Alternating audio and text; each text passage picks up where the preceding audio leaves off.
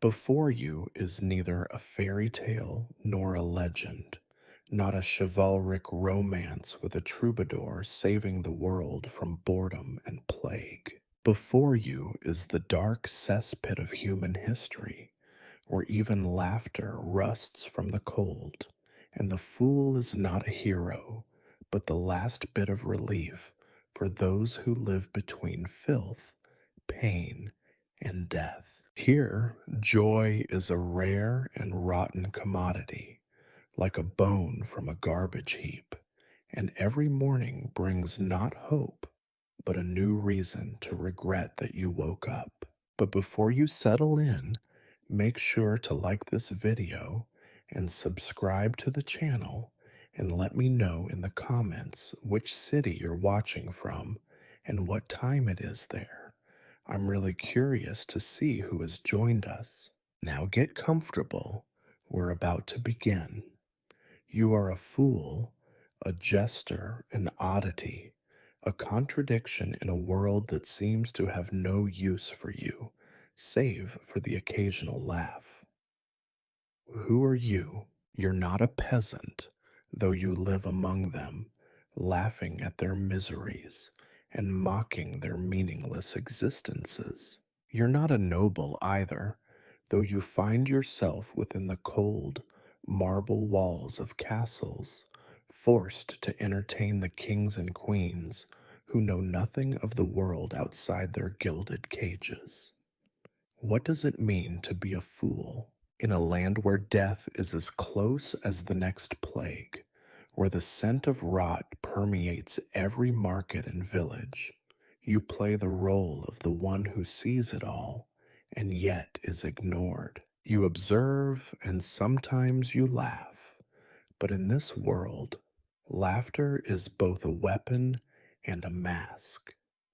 It shields you from the horrors, but it also exposes you to ridicule. Everyone around you suffers, and your job is to make sure they remember their misery, but also to help them forget, if only for a moment, by the sharp sting of humor. You were born into this life. There is no other. Your existence is tied to the absurdity of it all, the fact that you are a creature of both entertainment and sorrow. The town is a blur of grime, heavy with the smell of earth and sweat. The streets are lined with mud and refuse, and the people wear their misery like a cloak, wrapped around them tightly, worn through with age, poverty, and disease. Your role is to inject a little joy into this bleakness, but in doing so, you too become part of the tragedy.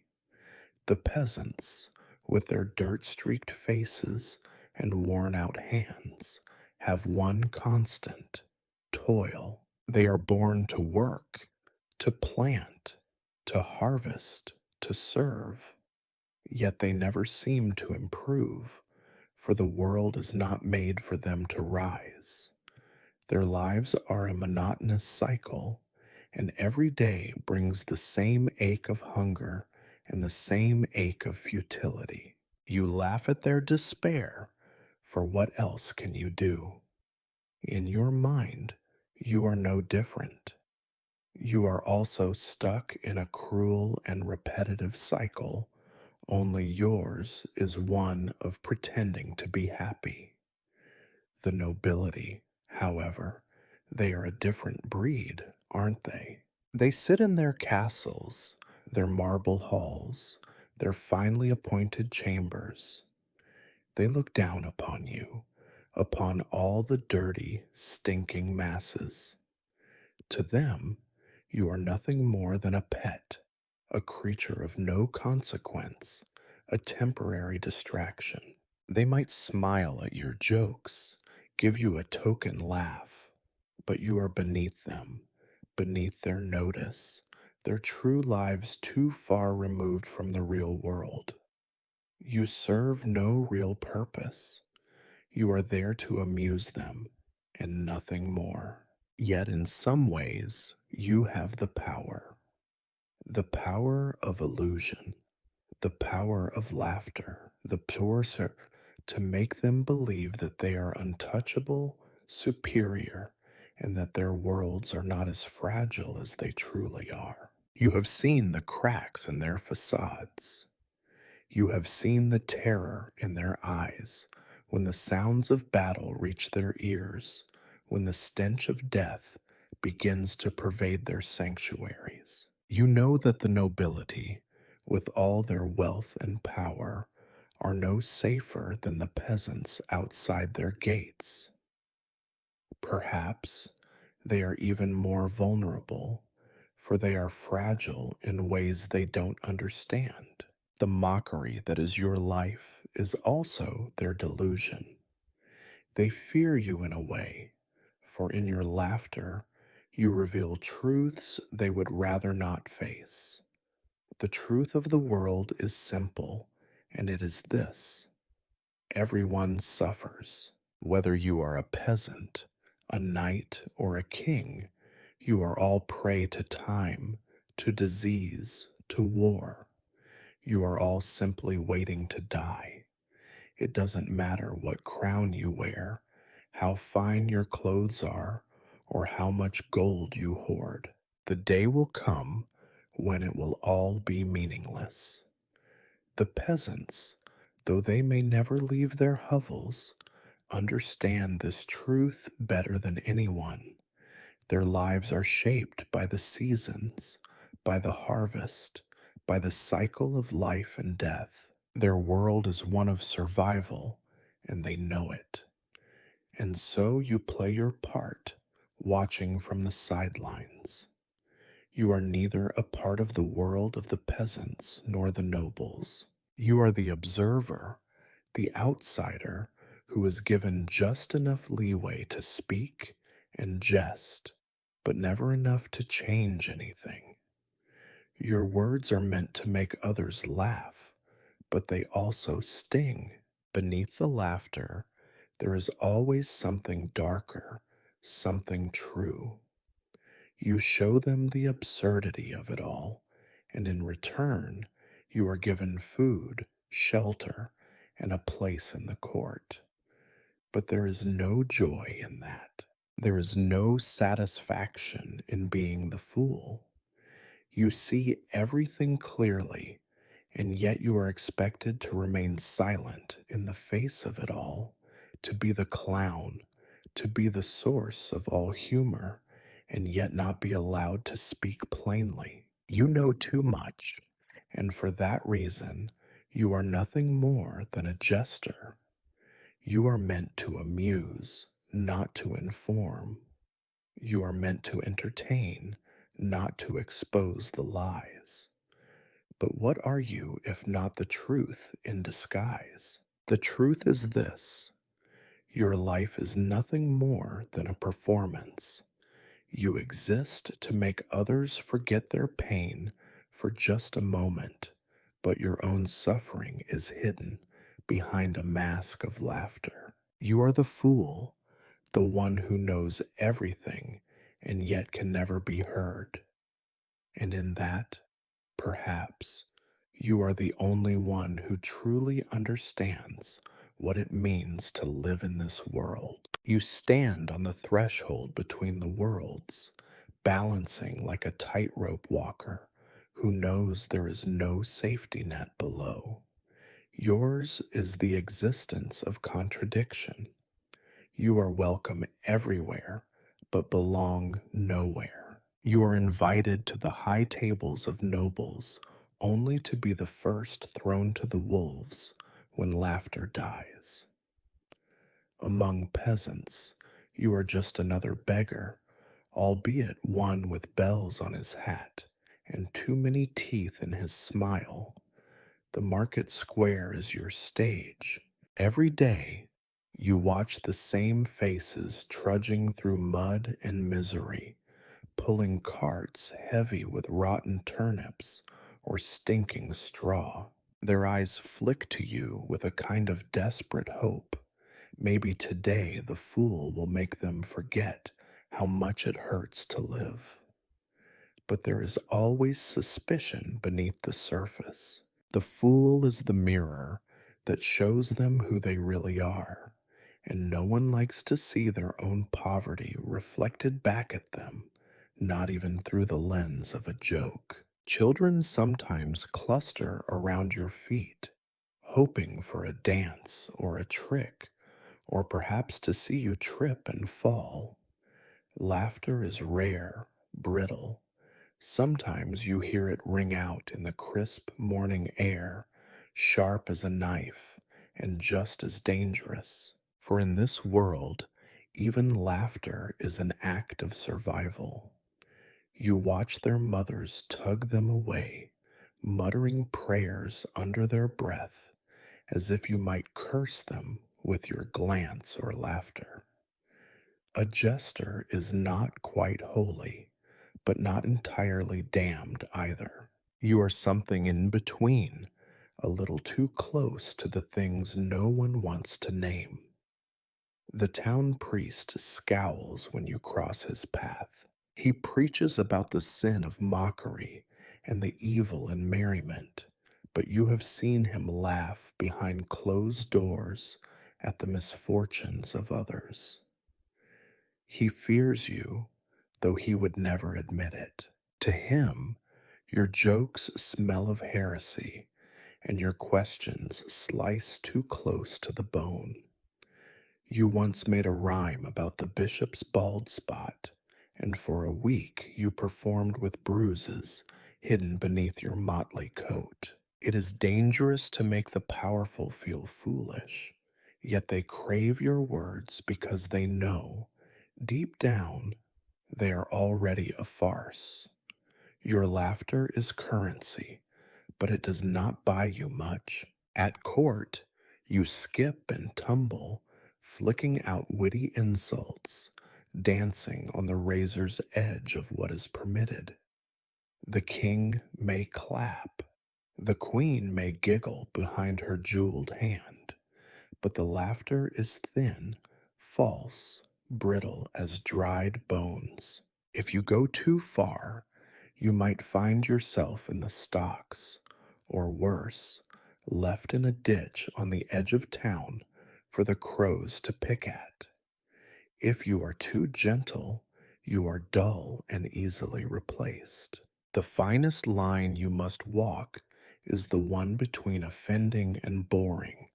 Either way, it is a death sentence. Sometimes you find yourself called to private chambers, ordered to entertain the guests of your betters, to fill the air with laughter while secrets are traded behind closed doors. You learn to listen while appearing not to. You collect whispers and glances, storing them away as weapons and shields. Your mind becomes a repository of truths no one wants spoken aloud. You laugh, but you know where the bodies are buried. Sometimes you even helped to dig the graves. There is a special cruelty in being the only one allowed to speak the truth, so long as you dress it up in enough rags and nonsense that no one takes it seriously.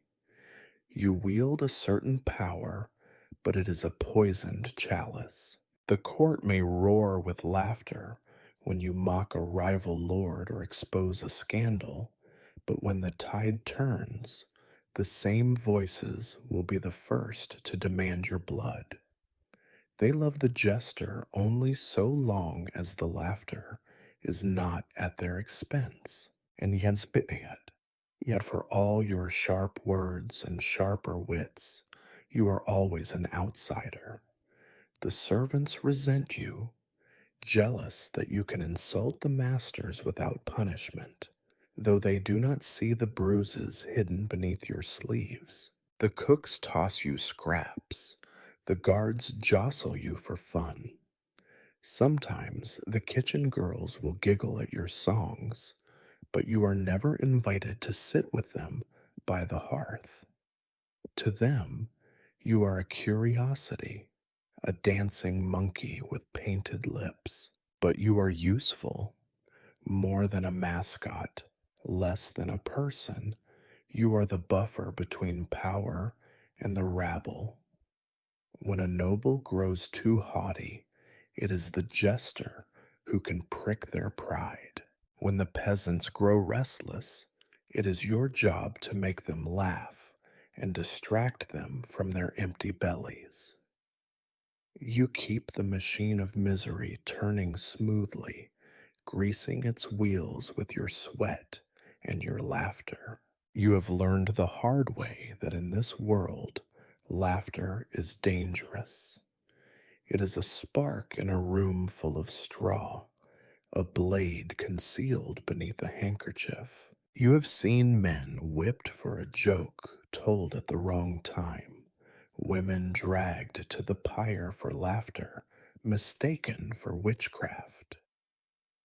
But you keep laughing because what else is there? You laugh and you make others laugh because in the end, it is the only thing that keeps you human.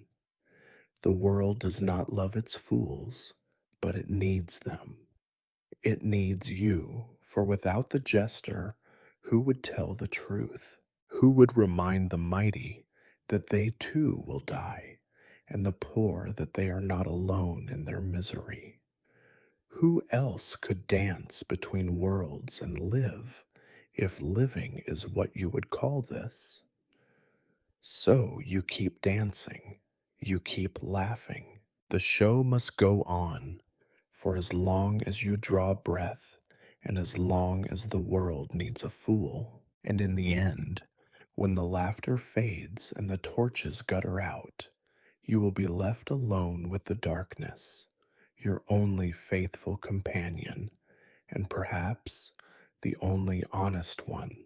You wake before the sun rises, if you have slept at all. In the village, there is no difference between night and day, only degrees of darkness and cold. Dawn's first chill drags the peasants from their lice ridden straw, grumbling and already hungry. They shuffle to the fields, faces hollowed by famine, backs bent before the world is fully awake. You watch from the edge of the well, drinking in the misery as if it were a morning prayer. There are so many rules, and no one remembers who wrote them. The lords claim the land, the priests claim the soul, and the peasants claim nothing but their suffering. You marvel sometimes at how obediently they shuffle through their roles. No one asks why bread is always scarce, or why children vanish in the winter, or why the Lord's dogs eat better than most men. They have been told life is suffering, and so they suffer. Even in the castle, suffering is an art form. The ladies are corseted until they faint. The men are armored until their spines curve. You once watched a nobleman spend the 3 hours at dinner trying not to bleed from his gums as a rotten tooth festered. No one says a word. The musicians play, the dancers whirl, and you, oh, you, are expected to leap and caper, your bells jingling a cheerful funeral march. It is a peculiar world, held together not by justice, but by inertia. There is a rhythm to the hardship, a music of misery that everyone hums but no one claims to hear. You see it in the lines on the blacksmith's hands, the scabs on the milkmaid's legs, the empty eyes of a widow after another winter. Each person wears their fate as a second skin, sewn tight with fear. The fear of hunger, of violence, of being noticed or ignored by the wrong person. Fear that even laughter cannot banish, though you try. Gods know you try. When a man falls in the fields, his neighbors mutter a prayer and step over his body. If he is lucky, his family will find a priest with time to bless the corpse before it is dragged to the edge of the woods. If not, the wolves will serve as undertakers. This, too, is the order of things. There are so many ways to die, and so few to live, but the suffering continues, uninterrupted, as certain as the tolling of the church bell. You wonder sometimes what would happen if someone refused, if a woman dropped her pail, looked up from the mud, and simply walked away. But there is nowhere to go. Every road leads back to the same dirt, the same chains, the same hunger. The wise ones dream only of a gentler death. The foolish hope for miracles. The fools, well, the fools like you, pretend not to care at all. Sometimes the priests come to bless the fields. They sprinkle water and mutter in Latin while the peasants bow their heads. The crops still rot, the children still die, but everyone feels a little better for a while. You are not invited to these ceremonies, but you watch from the shadows, inventing your own blessings, whispered with a crooked grin. May your lord forget your taxes. May the bishop's gout keep him in bed. May the rats take only the potatoes you hate. You see, you understand too much. It is your curse as the fool to see the strings that pull every puppet, to watch the grand performance unfold with all the predictability of a rotten fruit tumbling from a tree. No one asks questions because questions are dangerous. Questions lead to the stake, the stocks, or the deep woods where only bones return. Yet, there is a stubborn dignity in their suffering, a pride in survival. The blacksmith sharpens his tools on the same stone each morning.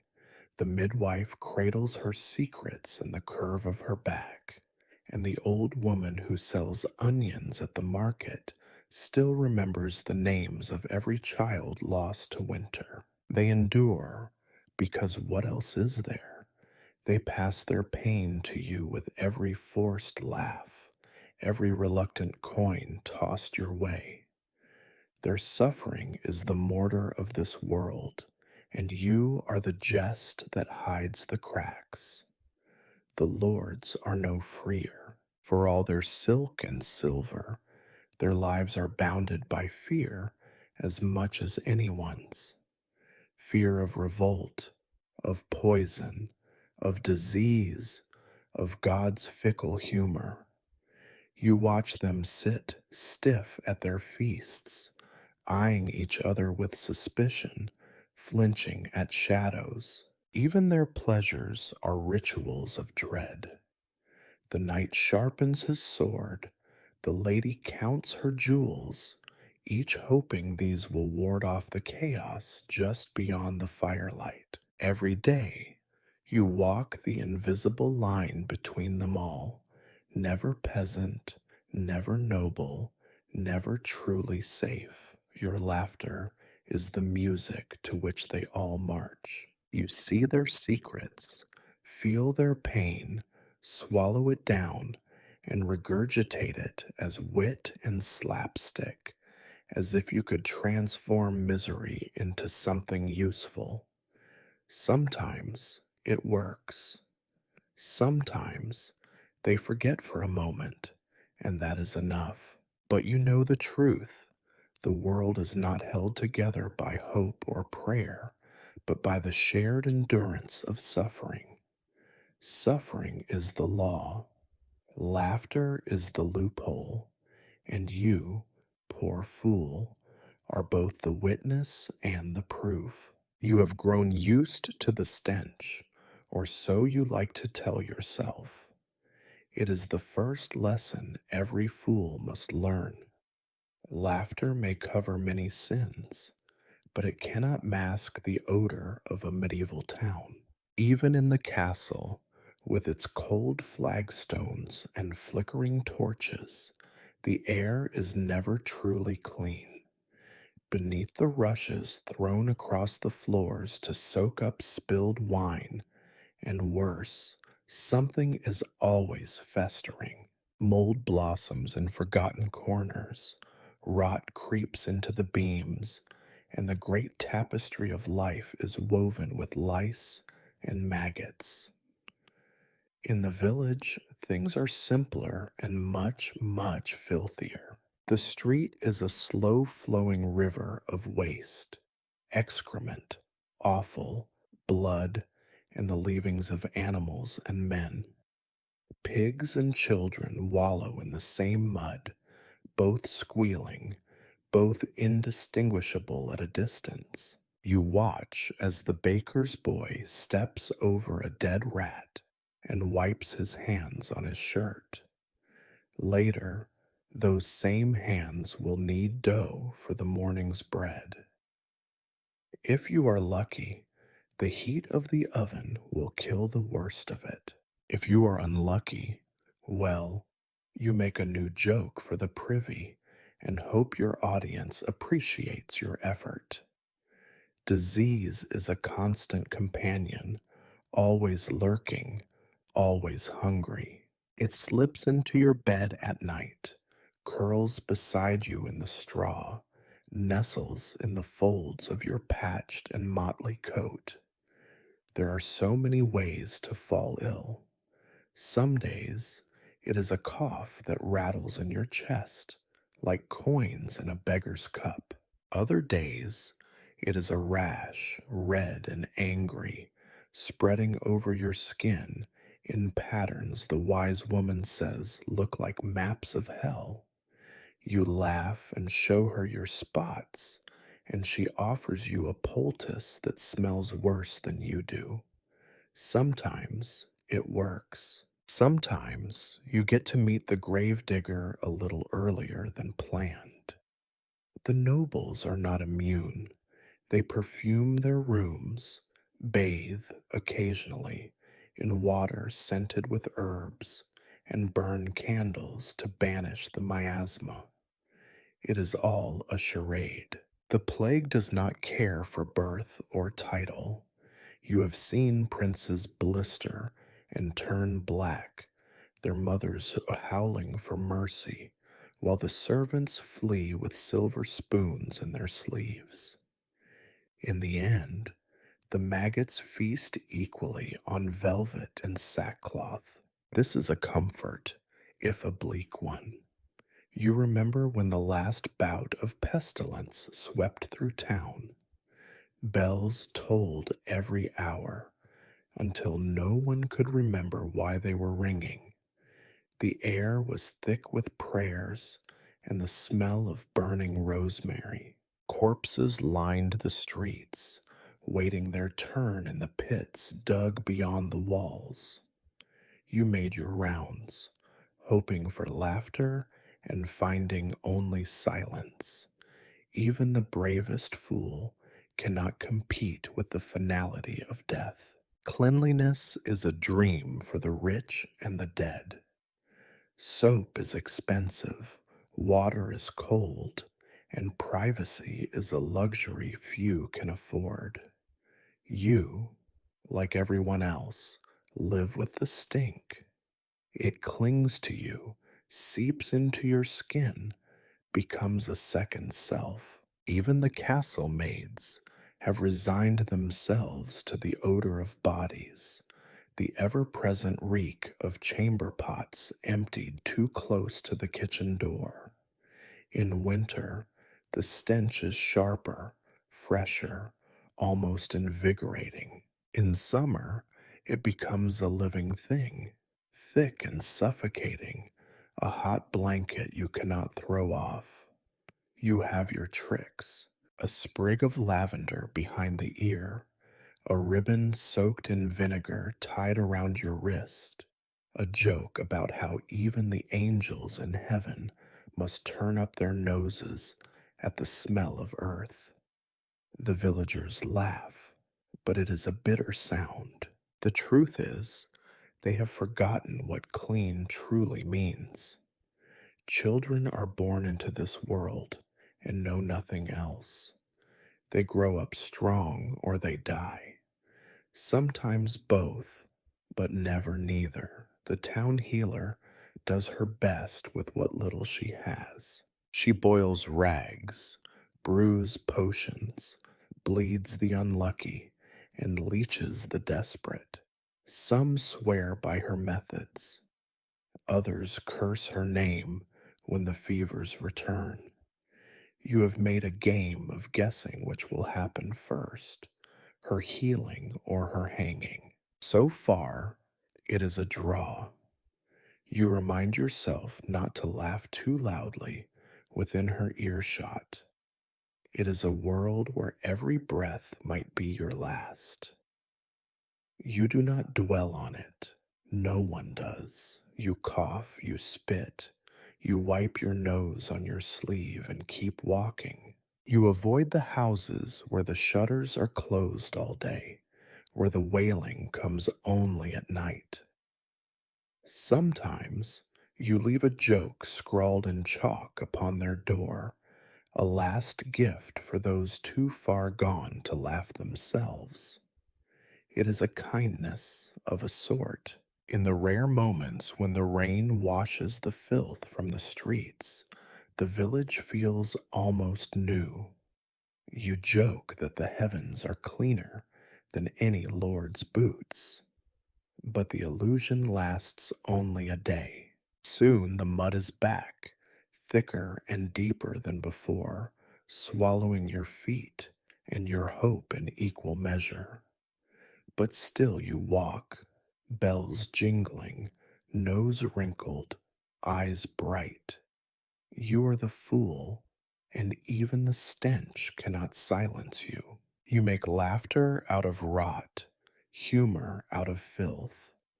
You are the king of the dunghill, the jester on a throne of bones.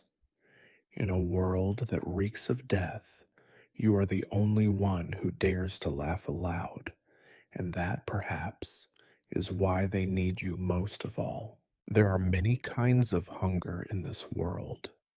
Some gnaw at your belly, others at your mind, and the worst at your hope.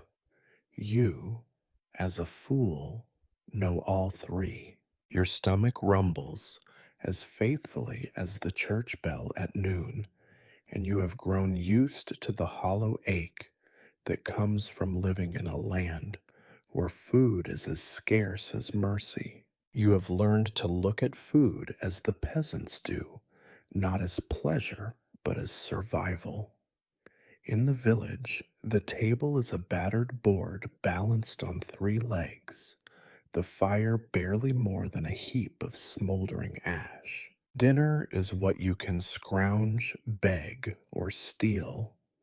A meal might be a hunk of stale bread, hard as a brick, soaked in thin broth to coax out the last memory of flavor. If you are lucky, there is a turnip or two, limp and muddy, boiled until it dissolves into the gray. Sometimes, on feast days, the Lord's scraps make their way down to the huts, gristly bones, a lump of congealed fat, a piece of cheese as tough as a cobbler's boot.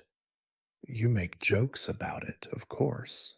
What is the difference between a peasant's soup and well water? In soup, the rat floats on top. The villagers laugh, if only because it hurts less than crying. Even laughter is rationed, doled out with care, like the last crumbs at the bottom of the sack. Every season brings its own misery. In spring, the earth is too cold, the stores too empty, and the seeds too precious to eat. In summer, the fields might yield something. if the rain comes, if the sun is not too cruel, if the locusts have not grown bold. Autumn is a time of panic, not plenty. Everything must be harvested, dried, hidden away before winter's jaws snap shut.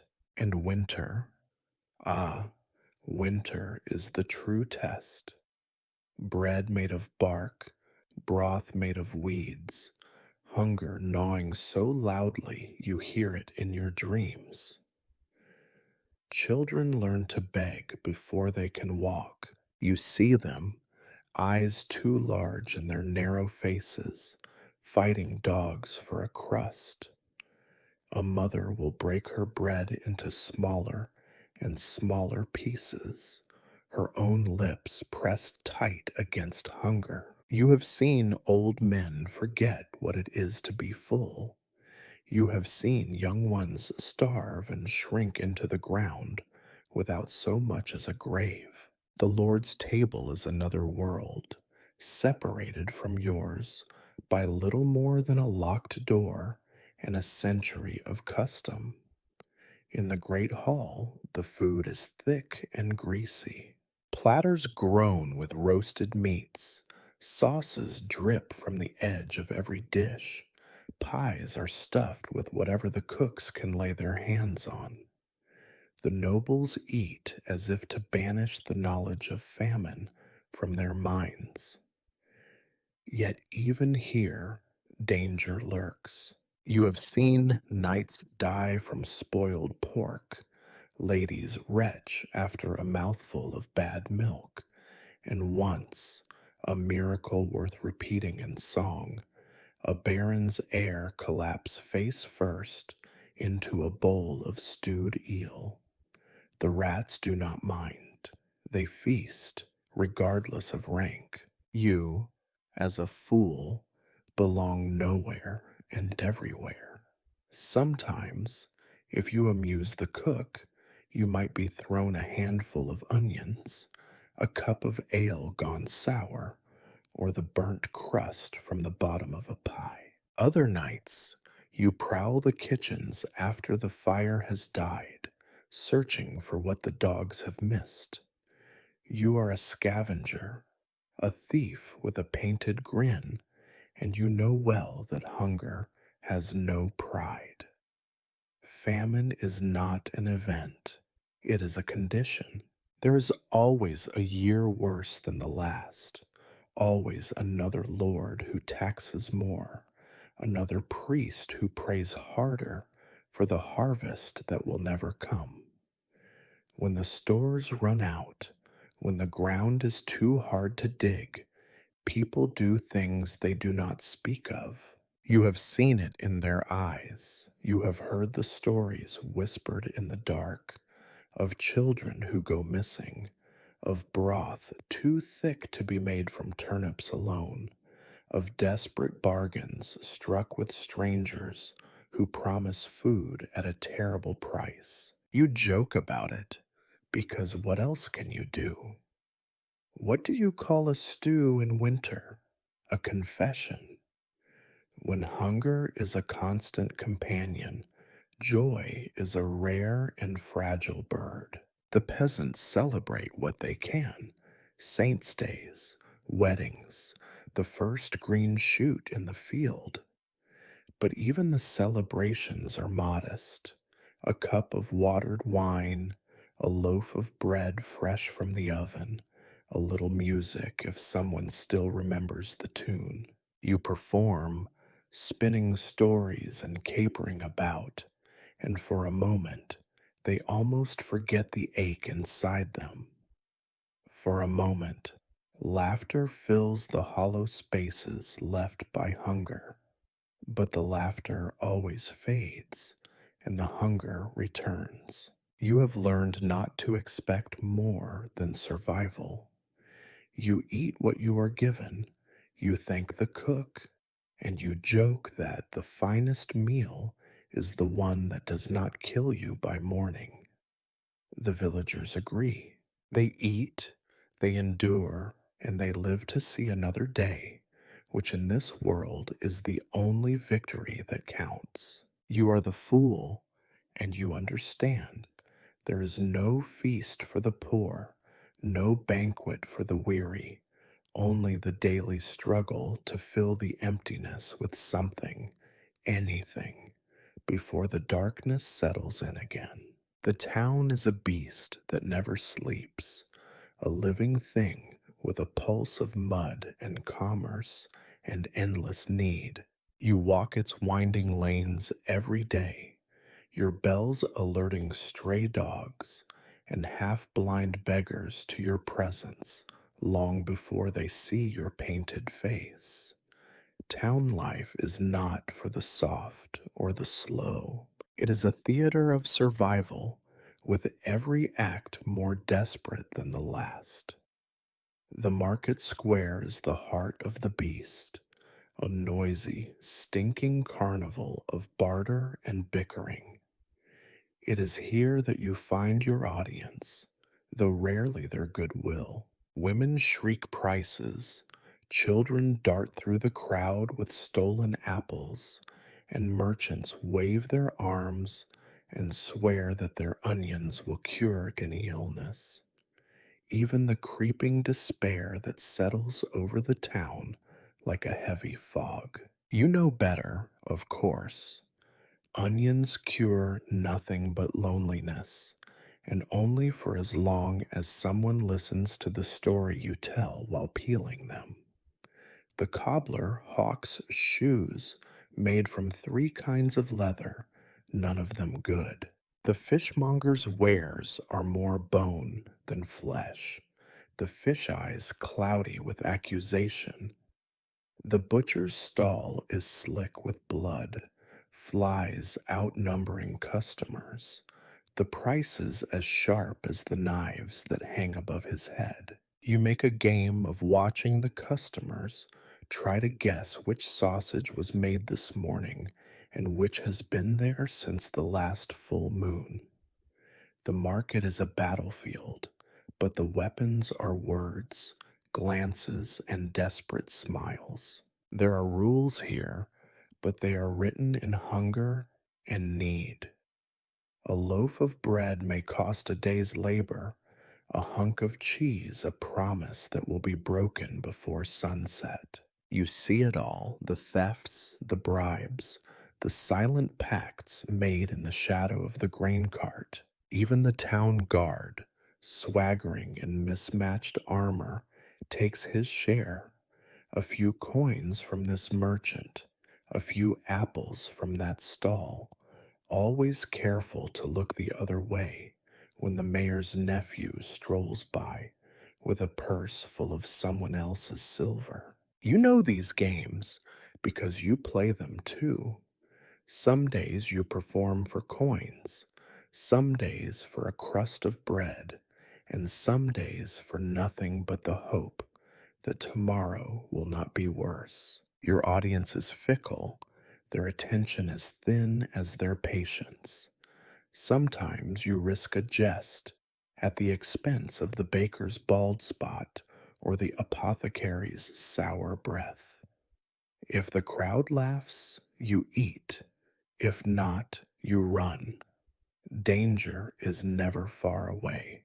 The town is a nest of grudges, debts, and secrets. The alley behind the tanner's shop is where old feuds are settled, with fists and knives. The shadows behind the weaver's stall are thick with things that even fools do not joke about, unless they wish to join the pile of broken things tossed out with the night soil. You have learned to move quickly, to laugh loudly, and to disappear when the air grows tense. There are times, between the shouts and the bargains, when you glimpse something like hope. The old woman who sells onions gives you a wink and a crust. The young smith's apprentice hands you a nail shaped like a heart. The midwife laughs at your impression of the mayor's limp, then gives you a talisman for luck.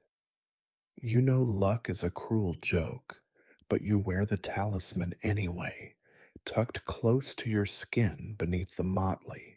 For the town's poor, life is a daily negotiation with hunger and humiliation. Every trade is a risk, every bargain a small wager with fate. People learn to measure their words, to weigh every gesture, to laugh at their own misfortune before someone else does it for them. Pride is rare and brittle. Dignity is something you hide behind sarcasm or the bottom of a mug. The tavern, after nightfall, is where the last masks slip. It is here that the town's misery ferments into stories and stale ale. The air is thick with sweat and secrets. You perform your tricks for drunken merchants and tired guards, hoping the coins they toss will not bounce off the table and roll into the straw. Sometimes the laughter is real, thick, dark, edged with desperation. Sometimes it is just noise to drown out the hunger, the filth, the memories of the day. If you are lucky, you sleep in the loft above the stable, the straw soft enough to fool you into dreaming of better things. If you are unlucky, you share the alley with the rats and the ghosts. You have learned to keep one eye open and a stick within reach. There are worse things than hunger, and most of them come out after dark. Yet, for all its cruelty, the town is alive. It grumbles and spits and kicks, but it endures. People marry, babies cry, old men curse the weather, and somewhere, always, someone laughs, however briefly. You, the fool, are both witness and participant, the only one allowed to mock the misery outright, to remind everyone that the town's story is not tragedy, but farce. You understand the truth. Survival is the only game in town, and then everyone is playing, whether they know it or not. In the end, your jokes are just another way to bargain with the darkness, to claim a little light for yourself and those around you. The town may not love you, but it needs you, and as long as there are crowds in the square and secrets in the shadows, you will keep laughing, because laughter is the only currency that never loses value, even in the poorest market of all. There are days when you loathe the court, its stink of perfume covering the stink of fear, its painted faces stretched into smiles as false as a mummer's mask. But you return, always, because the court is the closest thing you have to security in a world built on shifting mud and sharper knives. To be the fool in a noble house is to balance on the tip of a sword.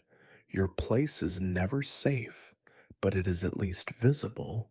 The streets offer no such luxury. At court, you have a roof most nights. You have food of a sort.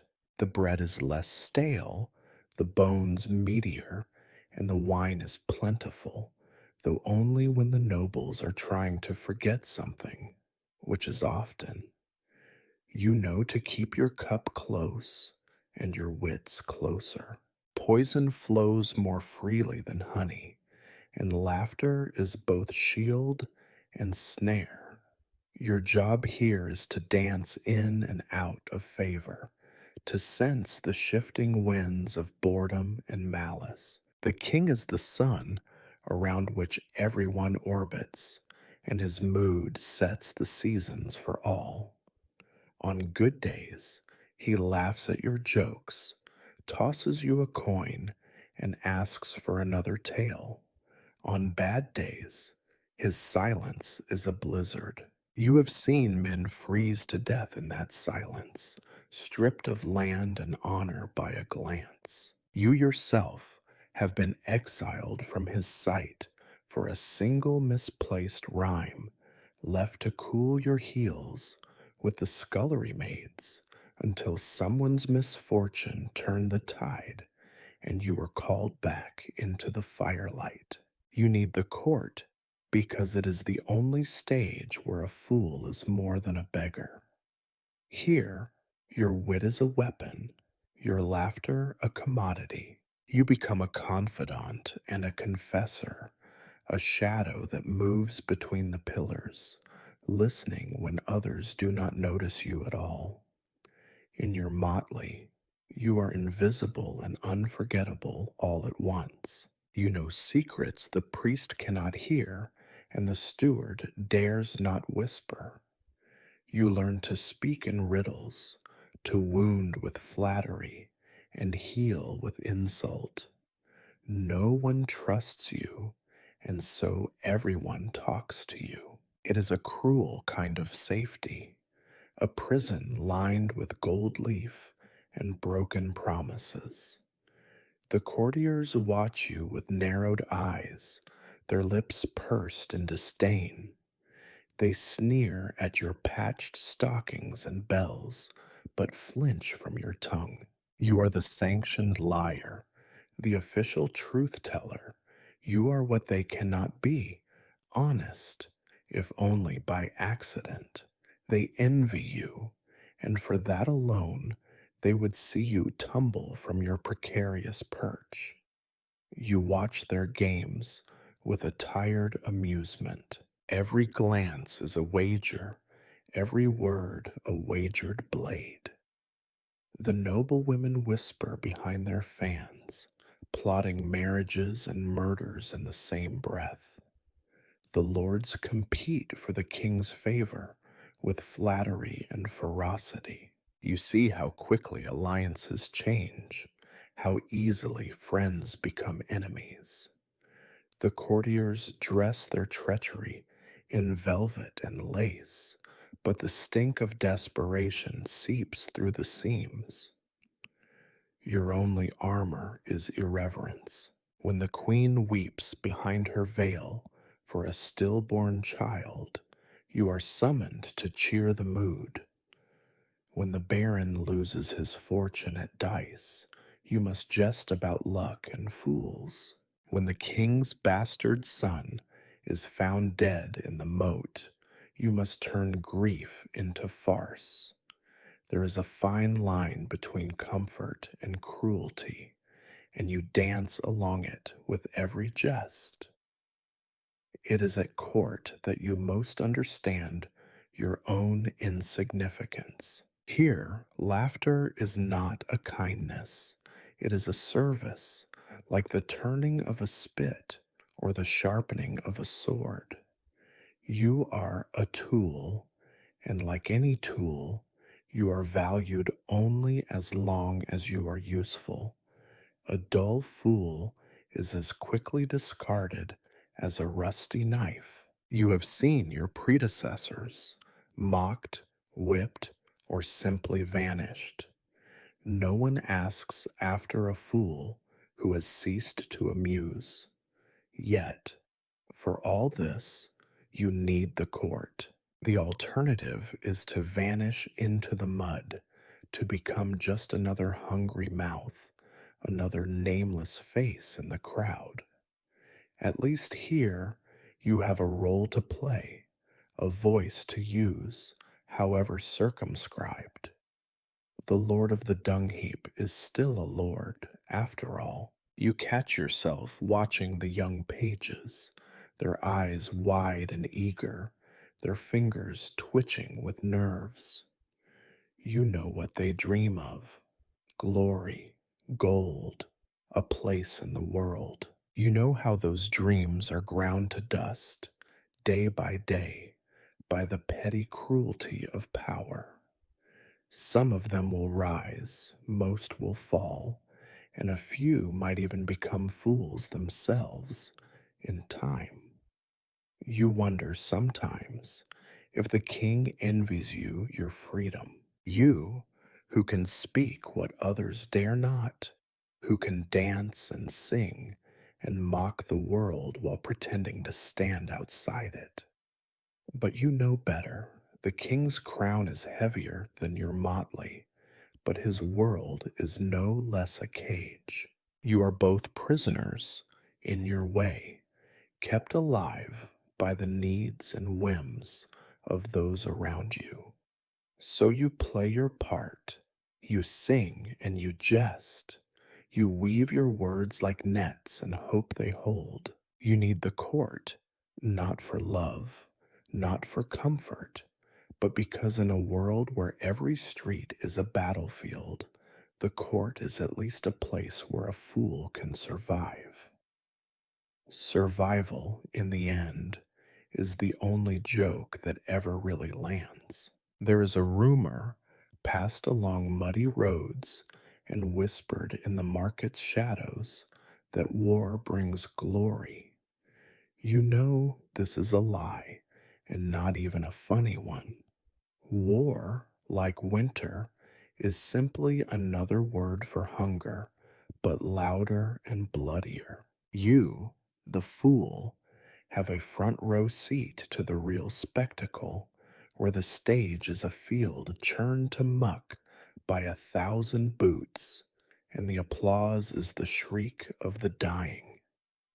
When word comes that war is near, the village holds its breath. Even the children sense the tightening of the air, the way mothers clutch them close and fathers sharpen rusty blades that have not tasted oil in a dozen years. You make a show of bravado, mocking the enemy as you juggle stones and tell tales of heroic chickens that routed armies. The peasants laugh, not because they believe, but because it is better than weeping. Then come the lords and their men at arms, stomping through the lanes with banners flying and horses foaming. The nobility talks of honor and duty, but you see the terror in their eyes, the frantic prayers muttered as they don armor that fits as poorly as their lies. You stand at the edge of the road, bells jingling, and call out, "Try not to die before breakfast." They jeer, but some toss you a coin, as if paying a toll to fate. When battle finally arrives, the world shrinks to the scream of steel and the stink of fear. War is not a tournament, and there are no rules once the shouting begins. You watch from the fringes, unseen among the chaos. Peasants are trampled beneath horses. Old men are cut down as they try to defend their scraps of land. And boys barely grown fall, with faces still wet from their mother's tears. You have seen knights lose their dignity and their bowels in the same breath. You have watched a barren son sob for his father, then rob the corpse before the body is cold. Looters swarm like flies, stripping the dead and dying of anything worth a coin, leaving behind only skin and bones and a memory that no one wishes to keep. Dignity is a luxury reserved for the survivors, and even they barter it away for a stale crust or a skin of sour wine. Sometimes you are pressed into service, made to march behind the soldiers, playing your pipe and capering to raise their spirits. You tell jokes about courage and manhood, but the punchline is always the same. Most will not return. The camp is a theater of its own, a place where hunger, fear, and boredom breed cruelties sharper than any blade.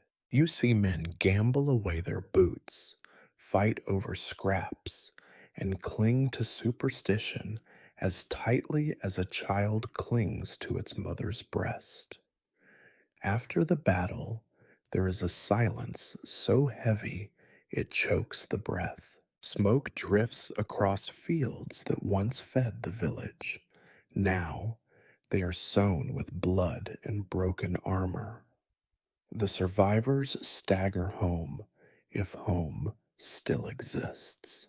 You try to lift their spirits, but sometimes the only laughter left is bitter, broken, a sound with more in common with a sob than a song. Raids are no less brutal, only less organized. The word comes at dawn or midnight, and suddenly the world is on fire. You run with the rest, grabbing what little you can carry. Screams split the night as strangers tear through the lanes, torching roofs and dragging anyone unlucky enough to be caught outside. You learn to hide, to make yourself small and invisible. Even your motley cannot save you from the blade or the torch. In the morning, ashes drift on the wind, and you count the missing faces, making a joke about how at least there is more room in the tavern now. You have seen women traded as prizes, children marched away as spoils, old men beaten for the secret of a chicken they never had.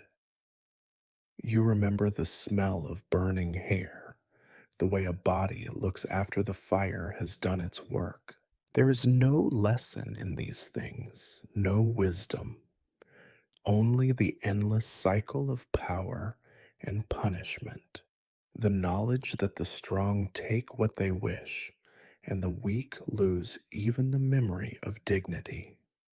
And still, the Lord's talk of honor. You are summoned to the hall to turn the day's defeat into farce. You joke about the Lord's courage, about how his armor is shinier than his sword. The survivors drink too much and laugh too loudly. The women serve wine with shaking hands. You see the cracks in every mask, the haunted eyes behind every forced smile. You, the fool, are a relic of peace forced to make sense of war. Your tricks are weapons, your stories shields against despair. You survive, not because you are brave, but because you are clever and quick and always, always underestimated. You know there is no dignity left, not for the dead, and rarely for the living. When the night grows quiet again, you lie awake and listen to the silence, broken only by the sobs of those who have lost everything. You whisper a joke to the darkness, but even you cannot muster a real laugh. War is the world's oldest jest, and you are its punchline, over and over, until there is nothing left but ashes, mud, and memory. If you wish to see true endurance, do not look at knights or kings. Look at the women. You, the fool, have spent your days dancing for the lords and drinking with the laborers, but the most dangerous audience is always a room of women. They laugh at your jests, sometimes even honestly, but you see behind their eyes a strength that no sword can match, a strength sharpened by years of being unseen. In the village, a woman is the center of a small world, and the prisoner of it too. She rises before dawn, lights the fire, draws the water, bakes the bread, sweeps the earth floor, until the dirt is only slightly less filthy. Her children cling to her skirts. Her husband shouts about the fields, and at night she counts every crumb twice, once for her family, and wants to be sure the rats have not eaten more than the children. You once tried to make a joke about a wife who could make a meal out of nothing. The women in the square laughed so hard it almost hurt. They know the truth. It is not a joke, but a job description.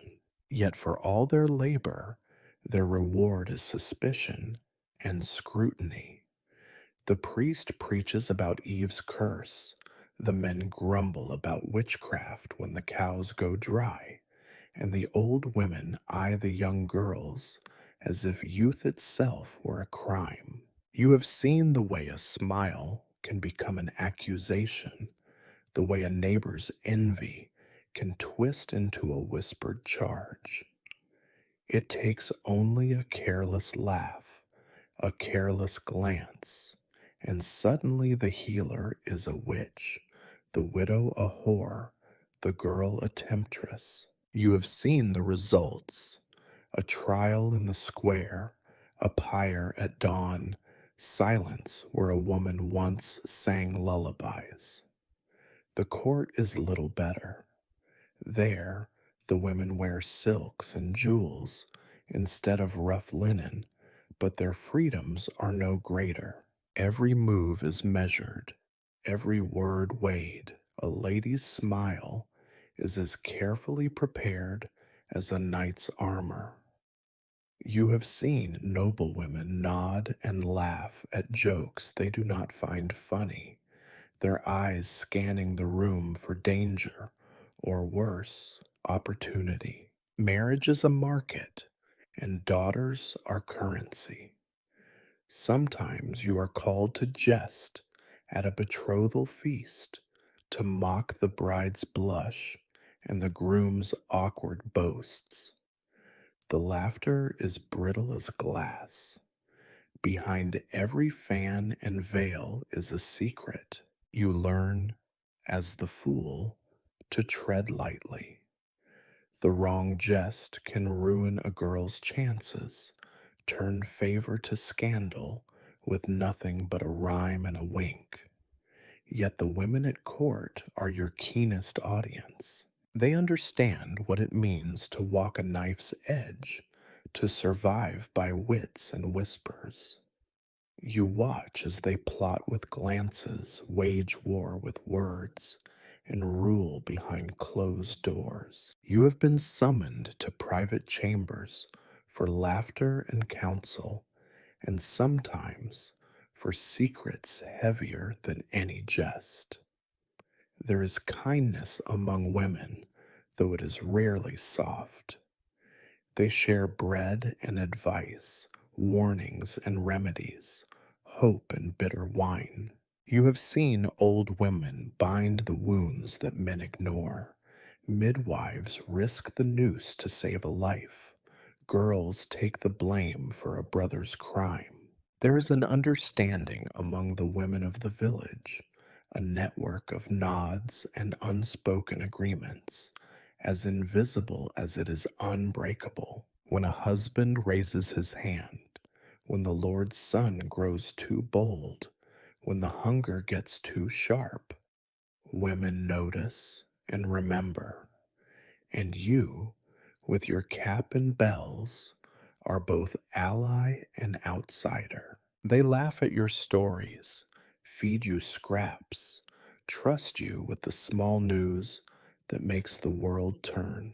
You repay them with protection where you can, a timely joke to deflect a lord's wandering hand, a whispered warning in the ear of the midwife, a song that makes the king's new mistress seem less a threat and more a curiosity. Sometimes your words buy someone a day, or an hour, or a little peace.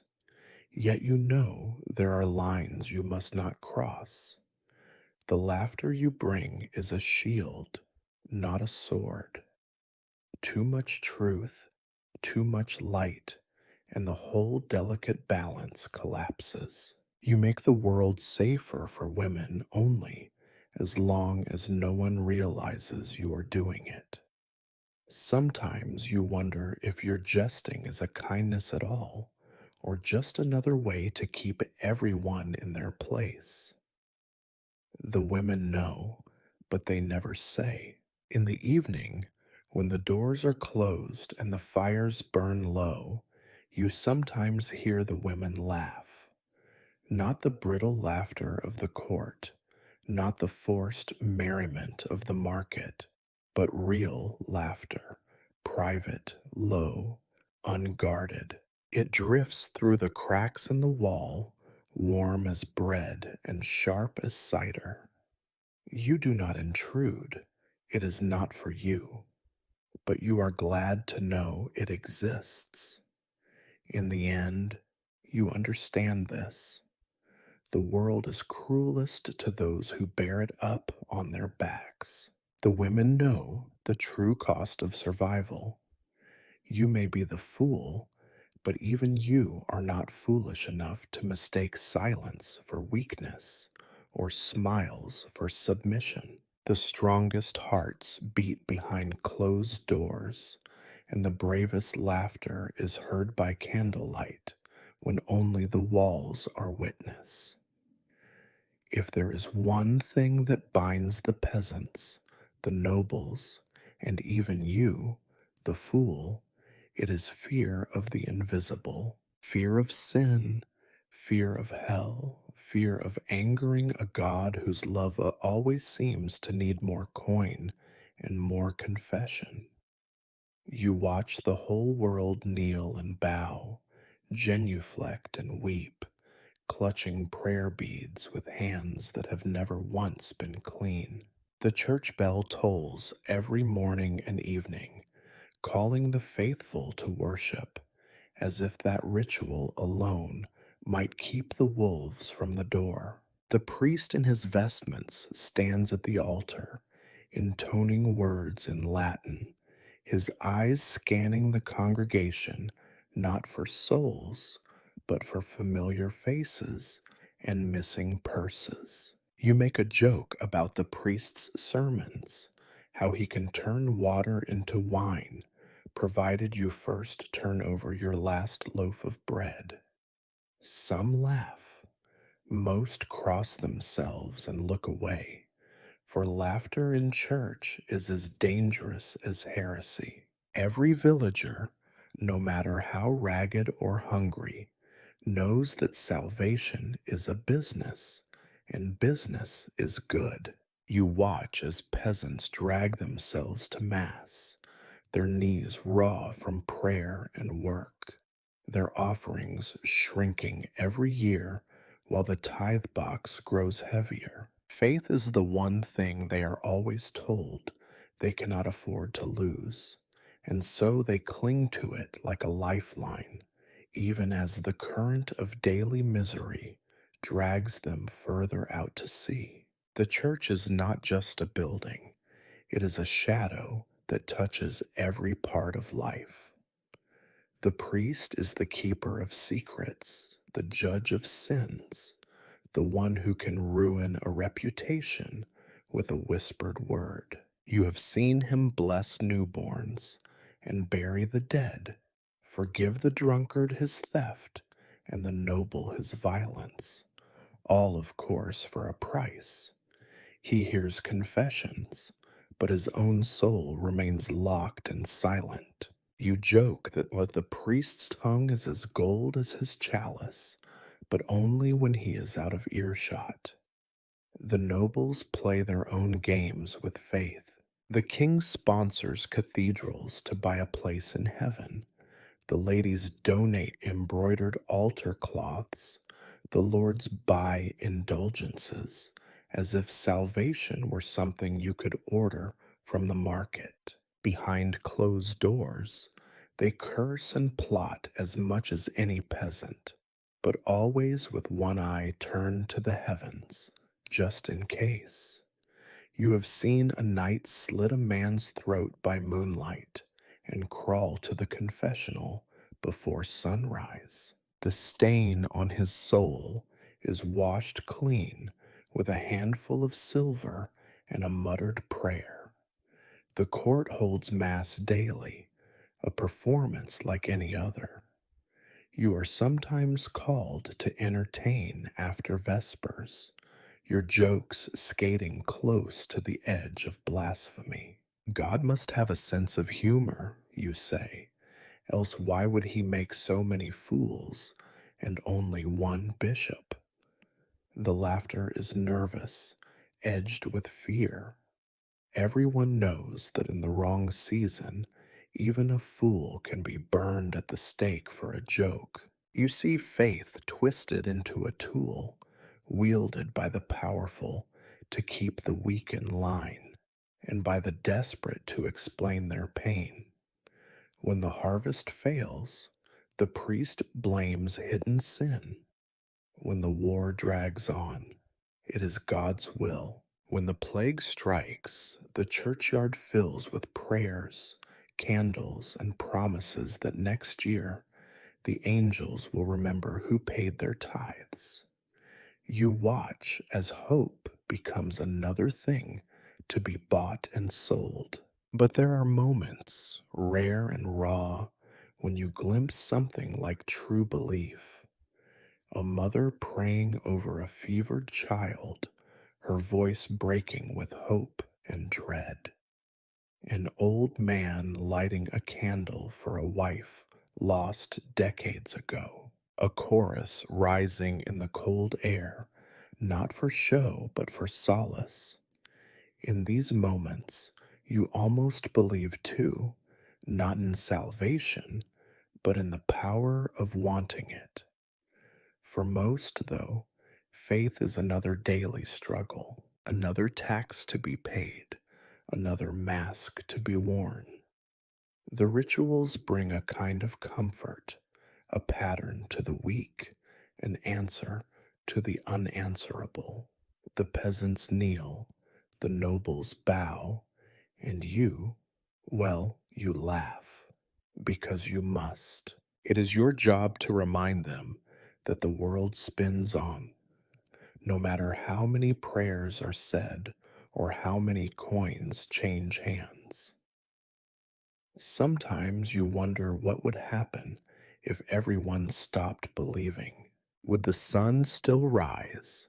Would the bread still bake? Would the Lord still tax? You suspect the answer is yes. The world does not care what stories men tell about the sky or what promises they make on their knees. But you never voice this thought aloud. Even a fool knows some truths are too sharp to jest about. So you make your jokes, you sing your hymns out of tune, and you bow with the rest when the priest raises his hand. Faith, like hunger, is something you cannot escape. It shapes the days, the fears, and the laughter. And as long as the bells keep ringing, you will keep laughing. In the shadows of the church, in the pews, in the fields, and the castle halls. For in the end, every prayer is a wager, and every laugh is a confession.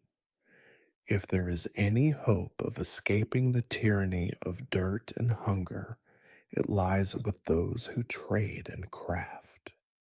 Or so the story goes. In truth, the craftsman's world is a prison with its own iron bars, the bars forged from routine, expectation, and 1,000 years of tradition.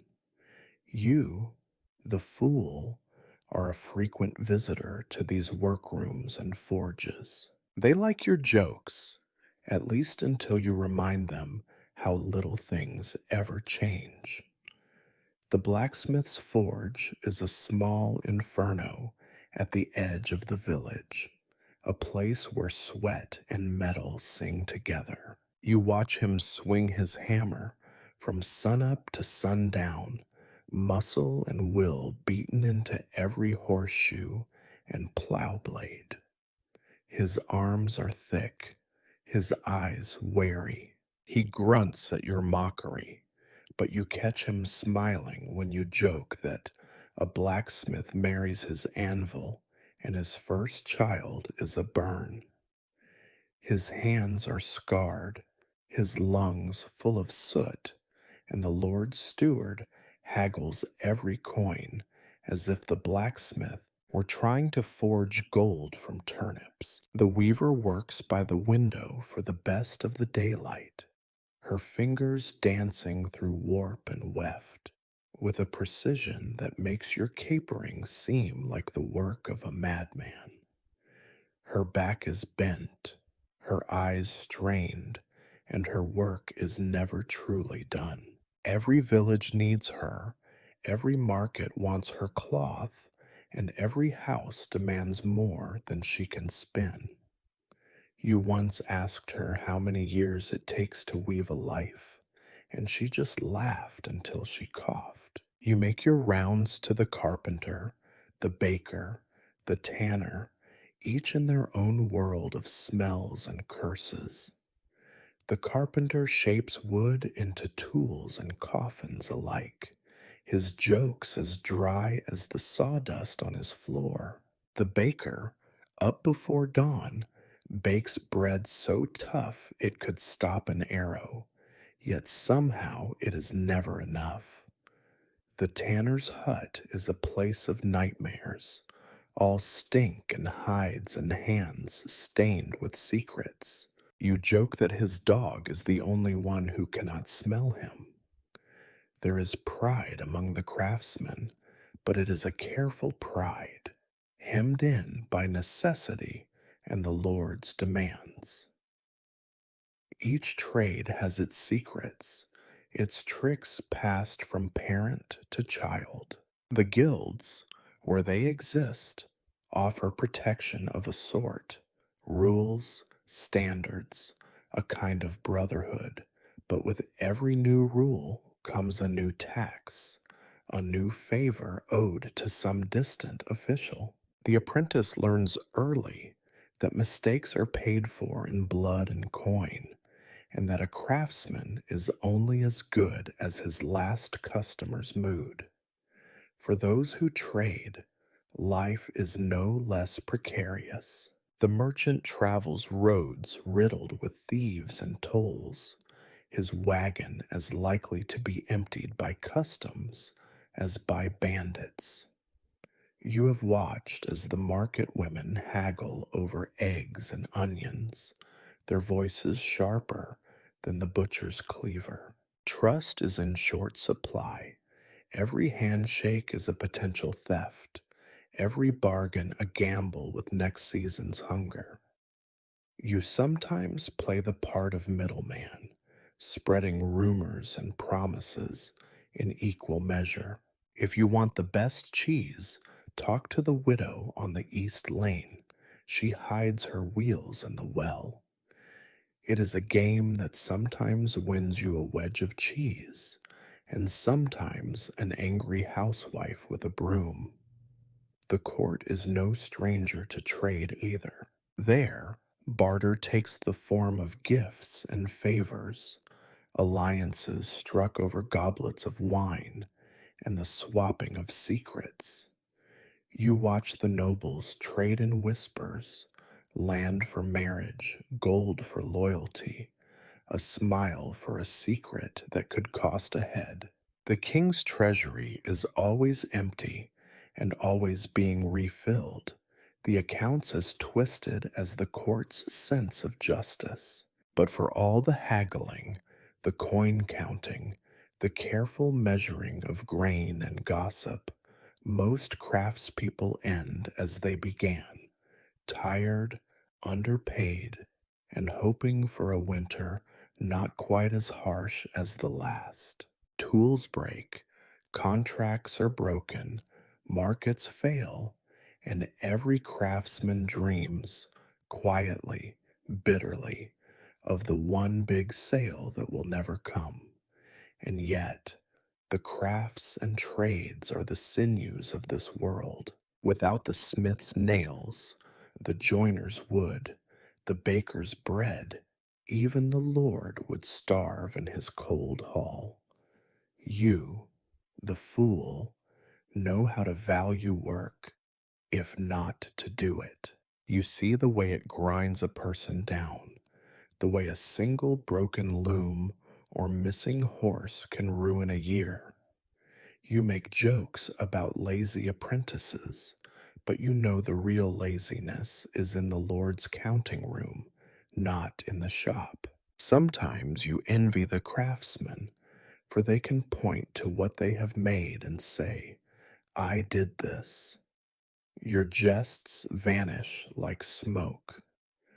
The merchant's goods can be weighed and tasted. Your laughter can only echo off empty walls. So you sing your songs about hammers and saws. You steal a heel of bread or a handful of nails, and you keep moving. The world is a shop with no end and no refunds, where everyone is always between the hammer and the anvil, hoping the next blow will be just gentle enough to survive. You have heard much talk of brotherhoods and guilds, the invisible threads that tie men and women to their trades and their fates. The word guild rolls off the tongues of craftsmen and merchants alike, half shield, half prison, but always a badge of belonging. You, the fool, do not belong.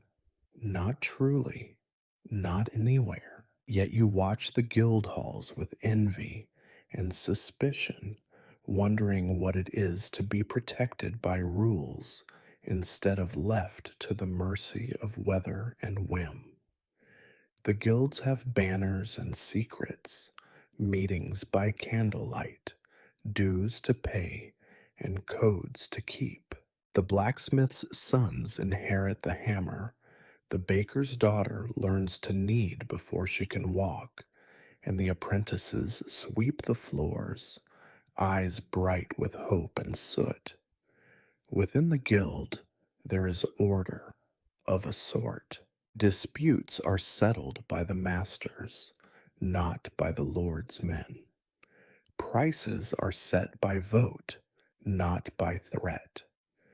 A craftsman wronged by a merchant finds justice, or at least finds his grievances heard over tankards and muttered curses. It is, you suppose, the closest thing to fairness this world allows. Yet even here, power breeds politics. There are whispers of bribes and blacklisting, of secrets traded for advancement, of families frozen out for a single slight. The guild's embrace is warm if you are inside, and colder than winter if you are not. And there are always those left outside, widows, foundlings, cripples, and most certainly fools. You know well the taste of exclusion. The court does not have a guild for fools, nor does the market. Your craft is too slippery for rules, too dangerous for dues. The only brotherhood you know is the occasional fellowship of the outcast. Jugglers, mummers, beggars, and the rare soul who finds comfort in being apart. You make jokes about it, of course. A guild of fools would never agree on the rules, and our meetings would end with someone's trousers on fire. The other outcasts laugh, mostly because it is true. There is, of course, a kind of guild for the truly desperate, the beggar's brotherhood. You have watched them gather beneath the bridge or behind the tanner's shop, dividing the town into invisible territories, swapping tails and fleas in equal measure. Their rules are simple. Do not steal from a brother, do not betray a hiding place, and do not cross the ragged king who rules with a stick and a missing ear. Even in misery, men find ways to organize, to band together against a world that would just as soon trample them into the mud. You, however, float between the cracks. The guildsmen tolerate you when you are useful, when your stories make their ale taste sweeter, when your quick tongue distracts the tax collector, when your antics amuse the apprentices on a cold morning. They might toss you a heel of bread or a cracked mug, but you are not one of them. You do not pay dues. You have no family legacy to protect. In the great tally of the world, you are an asterisk, a footnote, a joke in the margins. Sometimes you envy the sense of belonging, the certainty that comes from standing in a crowd and knowing you are part of something larger than yourself. The fool's only brotherhood is solitude, the only guild hall a quiet corner in a noisy tavern. You wear your motley as both armor and exile, the bells on your cap ringing with every lonely step. Yet there are moments, rare and precious, when you glimpse another kind of brotherhood, one forged not by oaths or dues, but by shared laughter in the dark. The old mummer who shows you a new trick, the beggar who shares his secret sleeping spot, the kitchen girl who slips you an extra crust. In those moments, you remember that belonging can be as simple as a shared joke, a silent nod, a glance of understanding between those the world has left behind. You tell yourself it is enough. After all, guilds have their rules and punishments, their feuds and fines. Brotherhoods can suffocate as well as shelter. Freedom for the fool is found in the spaces between the craftsman's pride and the Lord's command, between the guild hall's order and the gutter's chaos. You do not belong, and perhaps that is your greatest strength. You move unseen, untied, slipping through the cracks that guildsmen cannot enter. Your only loyalty is to your own survival, your only brotherhood, the ever shifting fellowship of those who laugh at life's absurdity. When the blacksmith grumbles about the price of iron, when the baker curses the rats, when the merchant mourns a lost fortune, you listen and nod, but you do not join. You are everywhere and nowhere. You are the fool, and the world is your guild, your brotherhood, your home, so long as you keep laughing. If you think entertainment in this age is all music and dancing, you have clearly never tried to make a crowd of half-starved villagers laugh when the last harvest failed and the landlord's men are sharpening their pikes. No, entertainment is survival here, just another disguise for the endless struggle, a thin veil thrown over the ugly face of poverty. You, the fool, know this better than most. Your job is to be the distraction, the relief, the jester spinning hope from mud. On market days, you tumble and sing, bells jangling, your face painted in a perpetual sneer. Sometimes you have an audience, sometimes just the mongrel dogs and the drunks, who are less likely to throw rotten turnips, but more likely to bite. You stand atop barrels, juggling stones or knives, offering a joke for a crust or a rhyme for a sip of weak ale. The children are easiest to amuse, though their laughter is short-lived, always cut off by a shout from a parent or a growl from a hungry belly. But entertainment here is not only performance, it is an act of defiance, a way of insisting that misery will not have the last word. Even the poorest hut will sometimes echo with music, a tune whistled on the way to the fields, a drum made from a battered pot, a dance so clumsy and quick it ends in laughter and a spilled bowl of soup. These small moments are victories, even when they leave bruises. The court, with its minstrels and masked balls, believes it owns merriment. Here, the nobles hire musicians to pluck at lutes and pluck at pride, the dancers spinning in a haze of perfumes and candles. You perform too, but your jokes must be sharper, your wit quick enough to cut and heal in the same breath. The laughter of the lords is a thin, brittle thing, easily shattered by boredom or offense. Still, you play the fool, making mockery of etiquette and sorrow, risking your neck for a moment's applause. But true entertainment in this world is not found in planned revels or scripted plays. It happens in the moments between, over a shared meal, in the flicker of a campfire, or as gossip whispered through cracks in a tavern wall. The villagers trade tales like currency, stories of witches and saints, ghosts in the forest, a cow that gives ale instead of milk, if only for a night. Or you, the fool, collect these stories, polish them, and send them back into the world dressed as jokes or warnings, depending on your mood.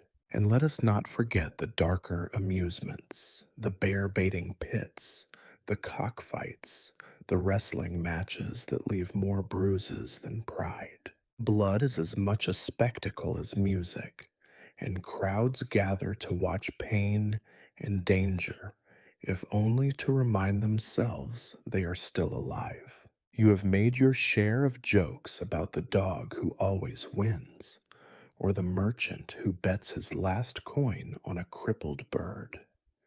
The laughter here is hard and mean, but it is laughter all the same.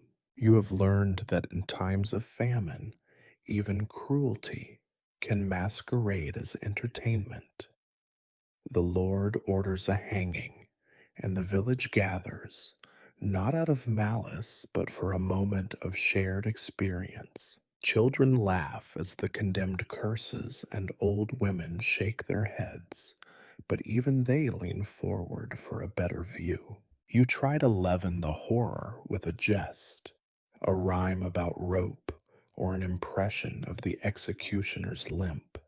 But you know there is no true comfort here. Laughter can only go so far. Still, the need to be entertained is as strong as the need to eat. The shepherd carves whistles from willow, the brewer sings to his barrels, the weaver hums as she works. You have seen women dance in bare feet at dusk, skirts twirling despite the chill, just for the pleasure of feeling alive. You have seen a crippled boy make an entire tavern roar with a joke about the Lord's wig. For a few heartbeats, everyone is equal, everyone is free. You, the fool, live for these moments. You hoard them as others hoard coins or candles. Each laugh, each fleeting gasp of wonder is a triumph over the world's indifference. You remember the good nights when even the landlord's son wiped tears of mirth from his eyes, or when the priest chuckled despite himself and offered you an extra bowl of stew. They are rare, but they are real. And when the music fades and the crowd returns to their cares, you are left with the silence. You feel the weight of their worries settle on your shoulders, disguised as memory. You know you will do it all again tomorrow, because that is your lot, your curse, your art. To make the suffering a little less unbearable, to keep the darkness at bay for one more night. Entertainment here is not just music and dancing. It is the art of survival, the science of distraction, the ancient, battered hope that life can be more than hunger and fear. You, the fool, are both master and victim of this art, and as long as there are ears to hear and hearts to mend, you will keep singing, dancing, and jesting, because even in the darkest night, laughter can still be a candle. You, the fool, have always had a complicated relationship with doctors. In your world, medicine is less about healing and more about hope, dosed in equal parts with superstition and mud. Sometimes you wonder if the leeches do more good than the barber surgeons, but you keep your jokes sharp and your expectations low, because here, illness is as common as dirt and almost as fatal. The healer's hut is a place of dread and desperation.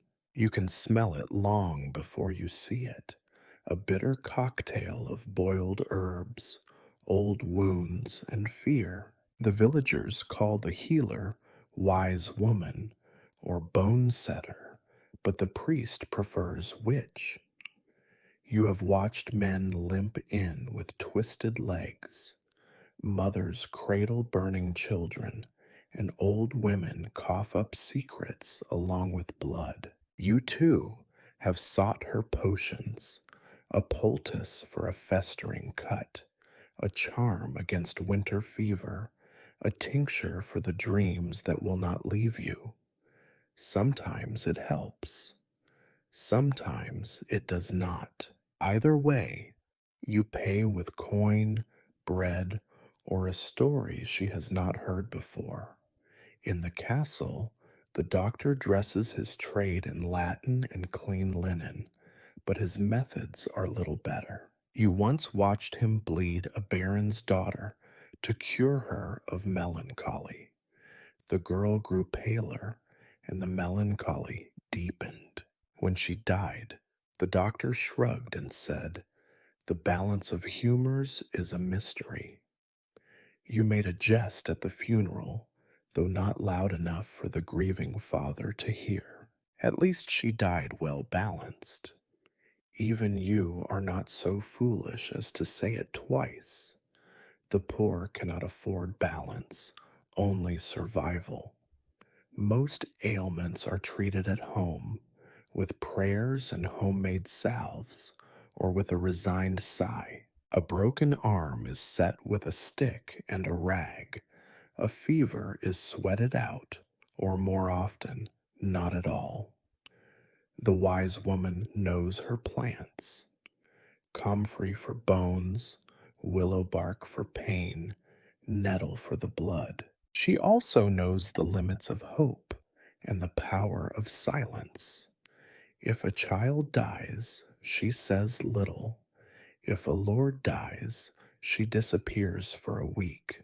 The villagers protect her, sometimes, until the priest's sermons grow too pointed or a noble's son fails to wake.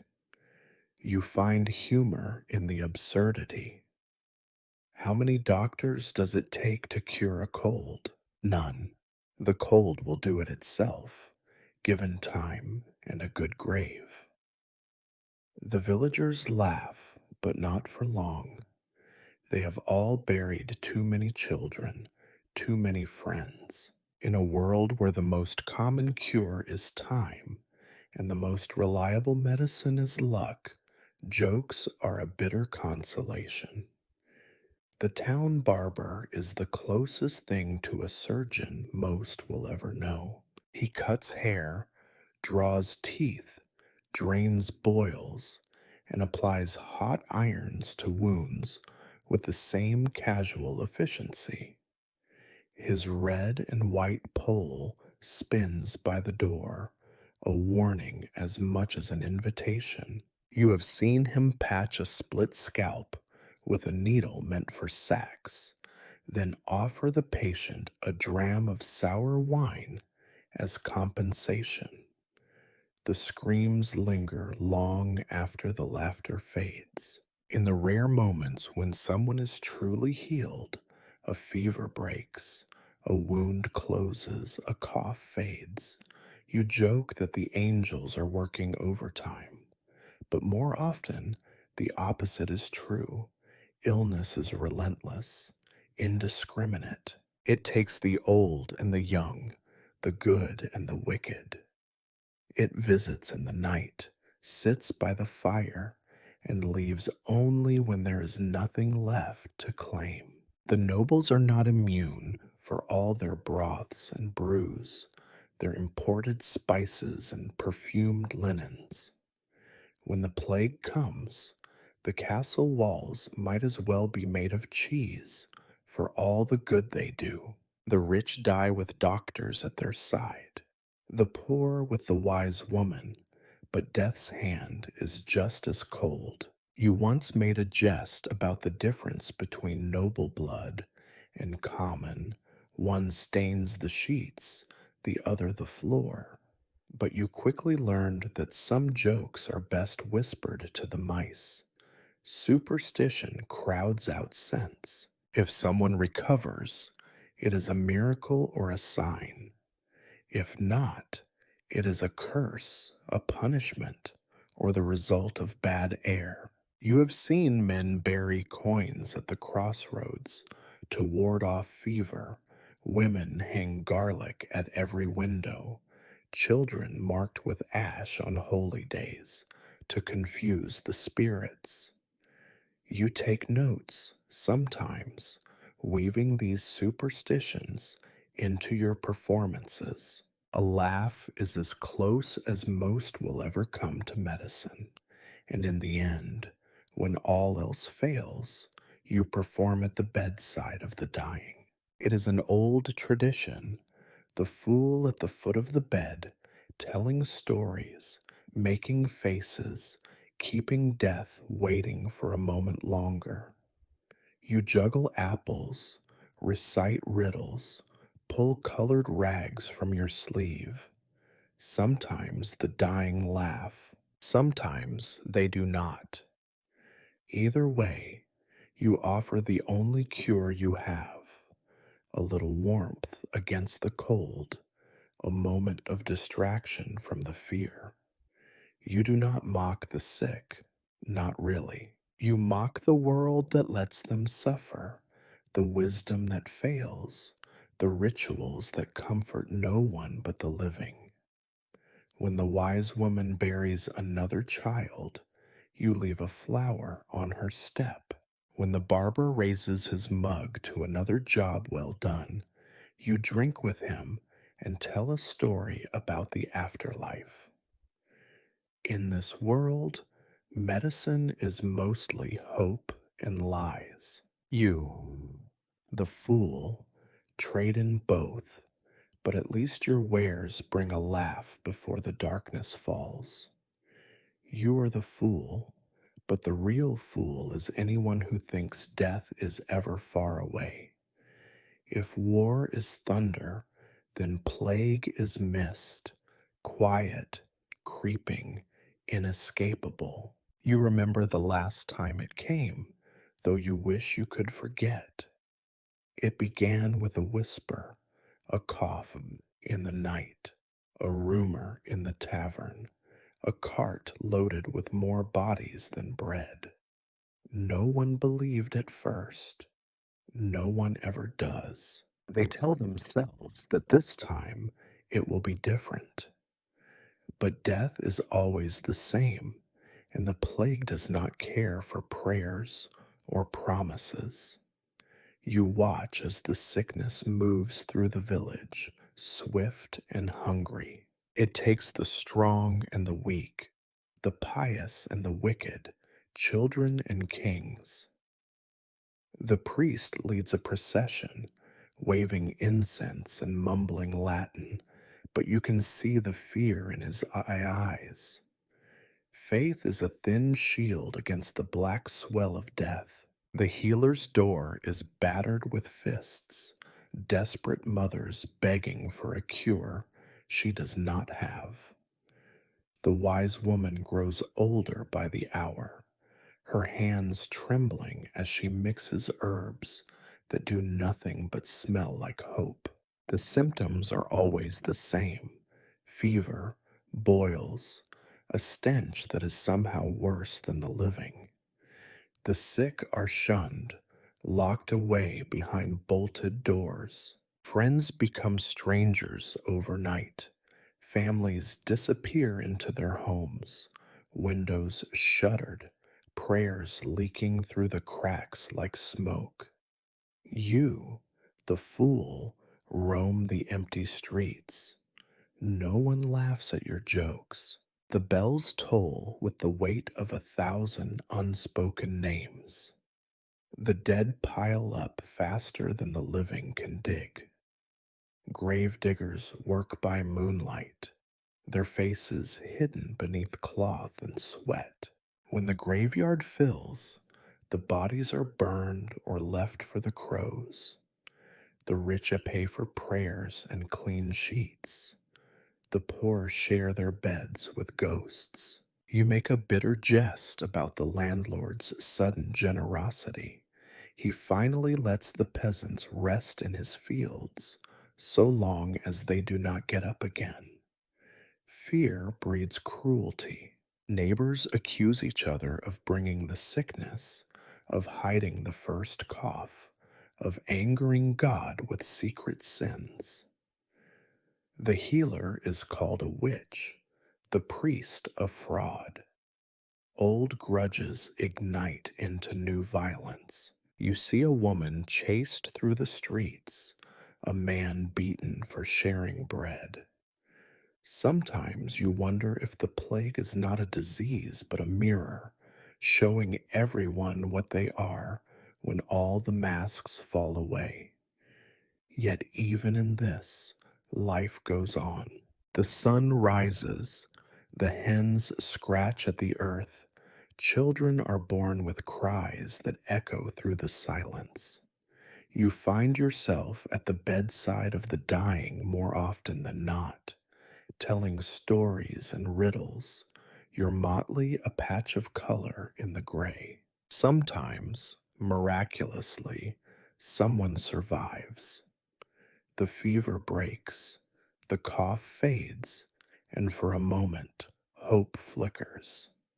You make a joke about outwitting death, and the survivor laughs, a thin, hoarse sound, but enough. You notice that the plague makes everyone honest. No one pretends to be brave for long. Even the Lord's composure cracks when the black spots appear on his own flesh. The castle is no refuge. The velvet curtains and gilded beds cannot keep the sickness at bay. You have seen the king's physician weep in the stables. The maidens of the court burn their finest dresses for fear they carry the curse. The boundaries between noble and peasant blur in the face of death. For once, everyone is equal, equally afraid, equally helpless. You try to keep laughing, because what else is there? The old jokes become new again. What do you call a town with no fools? A graveyard.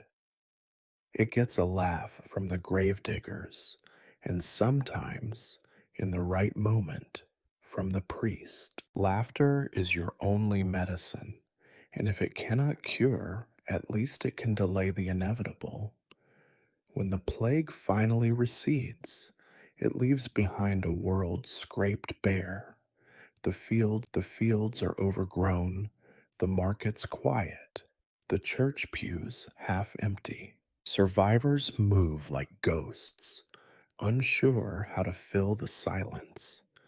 There are fewer mouths to feed, but no more food.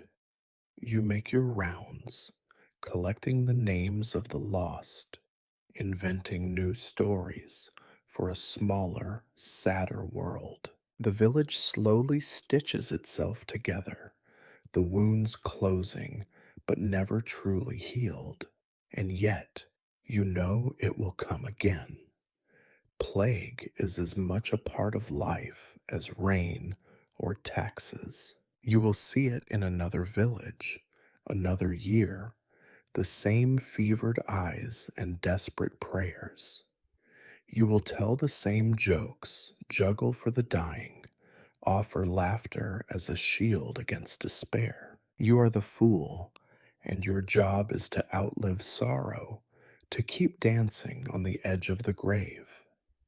In the end, you understand. Death has no memory, but you do. You carry the faces of the lost in every jest, every song. The world spins on, and so do you, because that is what it means to be alive in an age that belongs to the dead. It has happened before. It will happen again. And until then, you keep laughing because no one else dares to. If you ever wish to know your place in the world, let the peasants remind you. You are not quite theirs, but you are never entirely apart from them either. You walk their lanes, share their meals when you can, and know the rhythm of their days, the sunburnt backs, the broken fingernails, the laughter that sours into resentment, the moment your joke cuts too close to the truth. You were born among them, or at least you like to claim you were, depending on your audience and how much ale has been poured. You know the stink of livestock and the ache of an empty belly, the cold mornings and the nights when the wolves seem closer than hope. It is the peasants who fill the market, fill the church, fill the graveyard. They are the salt of the earth, and you are the pinch that stings the wound. Their children follow you, tugging your motley for a trick or a rhyme, half hoping for magic, half expecting mockery. Their mothers scold them, but not too sharply, for even a fool is a welcome guest when the larder is empty and the stories are thinner than the soup. You give what you can, jests, juggling, news from the court, and sometimes just the sight of someone who dares to laugh at misfortune. You have eaten at their tables and in their barns, slept under their roofs, and listened to their prayers. You know who is ill, who is pregnant, who has not paid the miller, and whose pig is missing. But for all this closeness, you are never quite one of them. There is always a distance, measured in suspicion or envy, in old wounds and fresh rumors. The fool is welcome in every hut, but at home in none. You are friend and stranger, helper and threat. You bring laughter, but also trouble. A sharp word from you can cost a man his job or a woman her reputation. The villagers laugh at your jokes, but they also remember. Nothing is ever forgotten in a small world.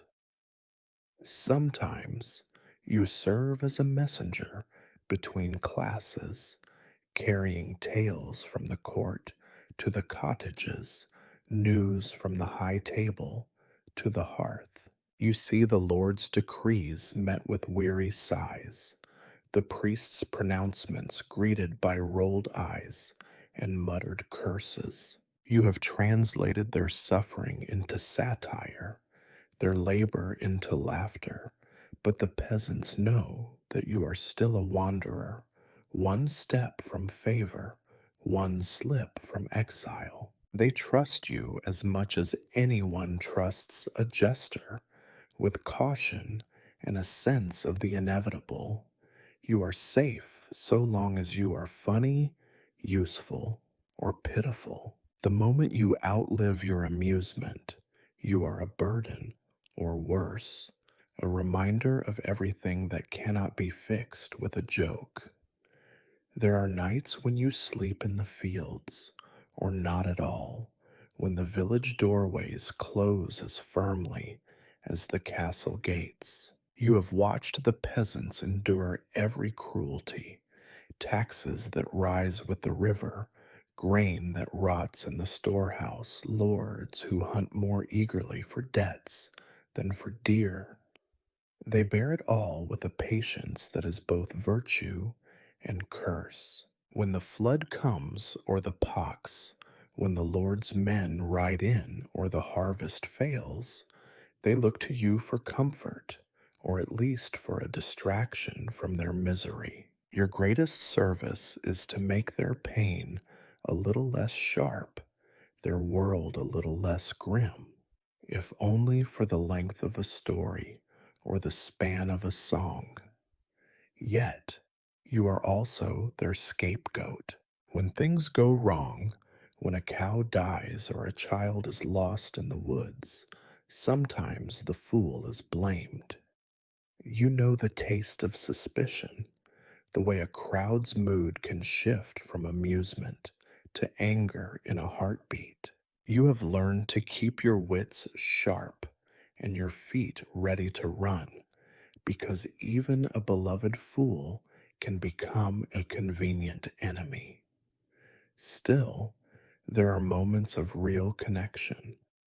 A loaf of bread left on your doorstep, a seat by the fire on a bitter night, an old woman's blessing muttered under her breath, too quietly for the priest to hear. In these small mercies, you glimpse something like belonging, a place not earned or owed, but given freely, because laughter is the one thing that can be shared without growing less.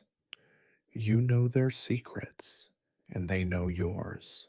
You see the truth behind the jokes, the silent agreements that make the world go round. They are not your family, but in a world so eager to spit you out, the peasants are the closest thing you have. You are the mirror they look into, and the mask they wish they could wear.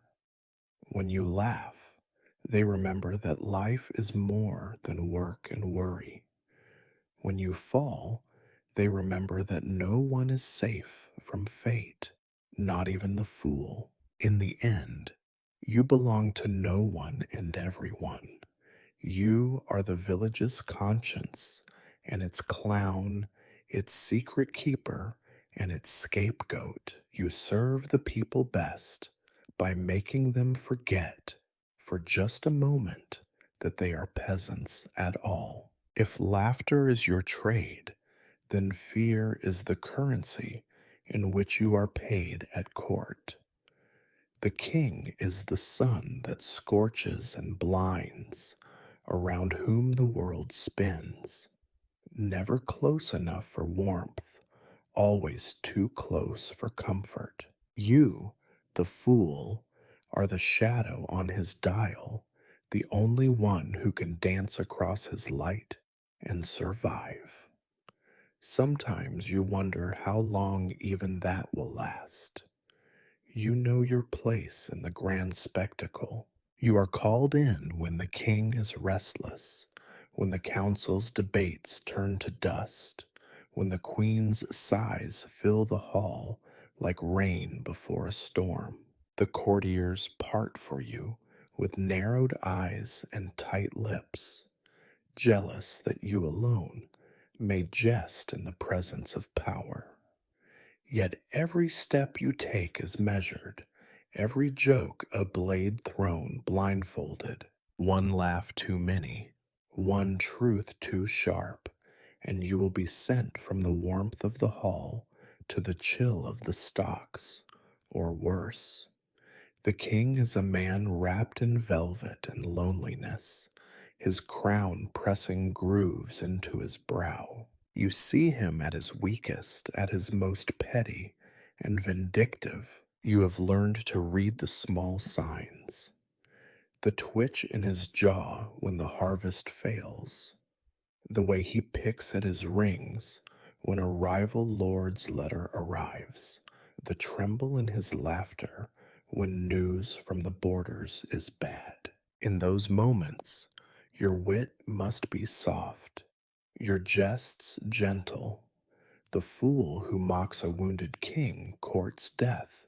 But there are nights when the king hungers for more than flattery, when the world's cruelty closes in, and he needs someone to say what no other voice dares. That is your gift, to speak truth masked in nonsense, to turn treason into a riddle and rebellion into a song. It is a dangerous service, and you know it. You have seen other fools try to be too clever, only to find their tongues stilled for good. Still, sometimes your words are remembered. You once joked that the only difference between a king and a peasant is which side of the door the rats fear most.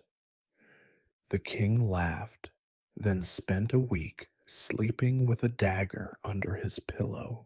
Your relationship with power is a balancing act, and the rope is greased with blood.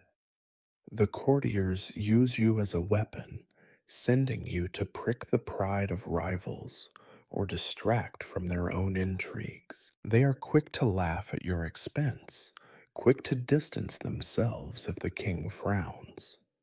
You have no allies at court, only opportunities. Yet your motley allows you to slip through doors closed to others, to overhear secrets whispered over goblets of spiced wine, to gather crumbs of information that even the king's spies envy. There is a respect of a sort in the way the king tolerates you.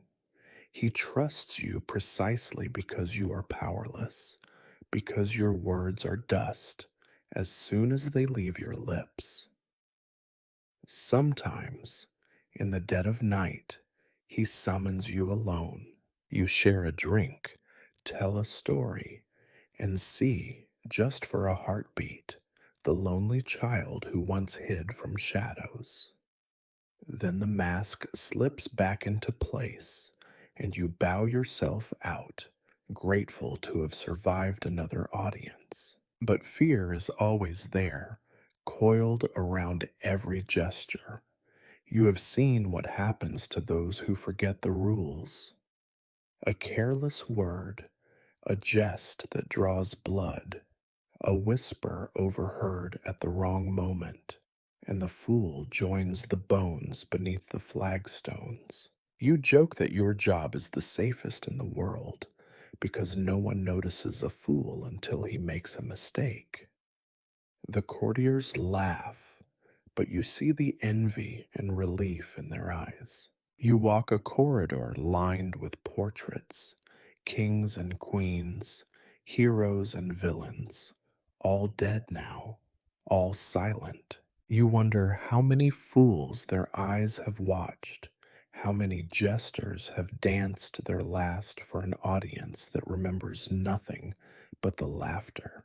You feel the weight of centuries on your shoulders, the knowledge that you are just another voice in the echo chamber of power, destined to be forgotten as soon as you fall silent.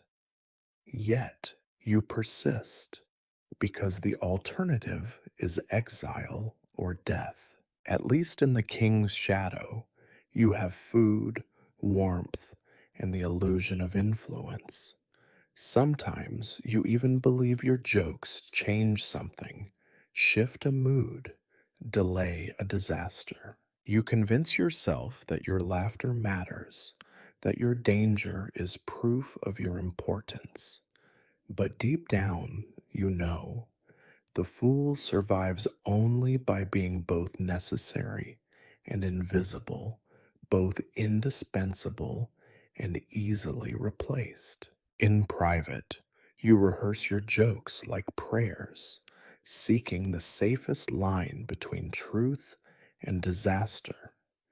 You paint your face in the reflection of a tarnished goblet, wondering if today is the day your tongue betrays you. You do not pray for favor, only for time, for another day, for the wisdom to know when to be silent and when to let your bells ring. Fear is the air you breathe at court, and you have grown skilled at breathing shallowly. You serve the king, but you trust only yourself. And as long as there is power, there will be fools, those who dare to laugh in the presence of greatness, and those who know that the greatest danger is not being heard, but being remembered for the wrong joke. It is easy to believe from the outside that a fool has no heart. You are the joke, the mask, the echo of laughter in a room gone cold. You dance, you juggle, you rhyme, and everyone forgets you as soon as the next feast is called. Yet you know the secret that no one else cares to learn. Beneath the bells and paint is a heart as raw and bruised as any, and perhaps more so, for it beats to the rhythm of everyone's laughter but your own. Love is the one luxury truly forbidden to a fool, not by law, but by the silent cruelty of the world. You are everyone's companion, but no one's chosen. The Lord's daughter may smile at your jest, the village widow may save you a heel of bread, and the kitchen maid may let you share her straw on a night too cold for sleep. But you are never part of anyone's real story. You are the aside, the footnote, the harmless memory best forgotten when the sun comes up. You have watched love from every angle, sometimes up close, sometimes with your nose pressed to a frostbitten window. You see it in the stolen glances of the kitchen, in the desperate whispers of a barn at midnight, in the way a wife looks at her husband just before the harvest, not sure if he will live to see the next. Sometimes you make a joke about it, and the crowd laughs because they must, not because it is funny. The truth is, most love in this world is a hard thing. Bartered, bruised, sometimes beautiful, but more often a matter of survival than poetry. You have been in love, of course. Every fool falls. You fell for a seamstress once, her hands quick and her smile quicker. She patched your motley, and you patched your jokes to suit her laughter. For a while, you believed in a future, a life where your place was not at the edge of every hearth, but at the center of one. But the world does not reward hope, not for people like you. Her father found her a husband with calloused hands and a patch of land, and you returned to the road with a heart heavier than your pack. You learned after that to keep your heart guarded. You tell yourself you are above such things, that love is just another joke, another kind of hunger. But you know better. Every laughter in the hall is an echo of what you lack. Every night spent under a strange roof is a reminder that you do not belong. The peasants have each other, the nobles have their schemes, even the dogs have their packs. Only the fool wanders between, belonging to all and none. Sometimes, in the dark of the stables or the quiet after a feast, you dream of a different world, one where your wit is more than a weapon, where your laughter is not a shield. You dream of a face that does not look away, of a hand that reaches for yours without expecting a coin or a jest in return. You wonder if you could be loved, truly loved, if you were not always laughing. Loneliness is your truest companion. It sits with you by the fire, follows you from court to cottage, lies beside you in the straw. It sharpens your jokes and deepens your wisdom. It is a wound that never quite heals, but also a source of strength. Because you are always apart, you see things others cannot, the quiet griefs, the small mercies, the way even the proudest heart trembles in the dark. You collect these things and turn them into stories, into laughter, into something almost like comfort. There are fleeting moments when you feel something close to connection, a glance shared with another outcast, a song sung in harmony with strangers, a silent understanding with the old widow who has buried more than she will ever confess. These are crumbs, yes, but they are enough. You have learned to live on crumbs. And in the end, you love the world in your own way. Not the way poets write or priests preach, but in the small acts. A joke given freely, a kindness unasked, a story that makes the tired forget their hunger for the space of a heartbeat. Your love is not returned, but it is given. You belong to the people, but not with them. You serve them with laughter, even as you ache with longing for something you can never quite name. It is a hard truth, but one you have come to accept. The fool's heart is always broken and always beating. It is what lets you survive, what keeps your laughter sharp, what makes your presence both comfort and curse. You are everyone's fool and no one's beloved. In this, at least, you are honest. In this, you are free. So you keep moving, keep laughing, keep loving in the only way you know how, from a distance, behind a mask, in the hope that somewhere, someday, someone will hear your true song and know it for what it is. A plea, a prayer, a jest made in the dark, hoping for dawn. You never think you will get old. You, who have spent your life mocking the aches of others, springing and capering as if pain is a trick for other men. But old age creeps in like winter, slow at first, then all at once. One day you rise and your knees protest, your back seizes, your hands fumble with the very balls you once juggled for bread. Your motley, once bright and absurd, hangs loosely on your frame. The bells on your cap grow heavy, the laughter from the crowd grows thin. You have watched old age come for the peasants, the knights, even the kings. You thought yourself immune, a creature of perpetual youth, preserved by mockery and movement. But you learn quickly that time mocks us all. The old wounds, the falls, the cold nights spent on stone floors, they collect interest. Each ache another tax paid to a lord with no face and endless patience. Regret is your new audience, and it never misses a show. It sits beside you at the hearth when you are lucky enough to have one, or lurks at your shoulder when you walk the dark roads alone.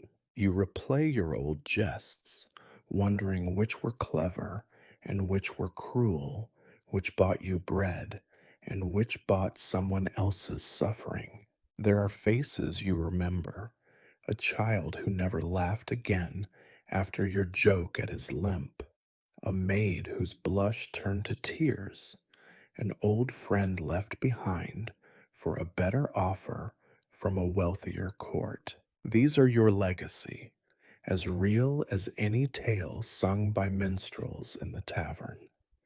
Your body betrays you, but your mind grows sharper, more bitter, more precise. You notice the way the young fools swagger, careless and loud, their jokes cruel for lack of wisdom.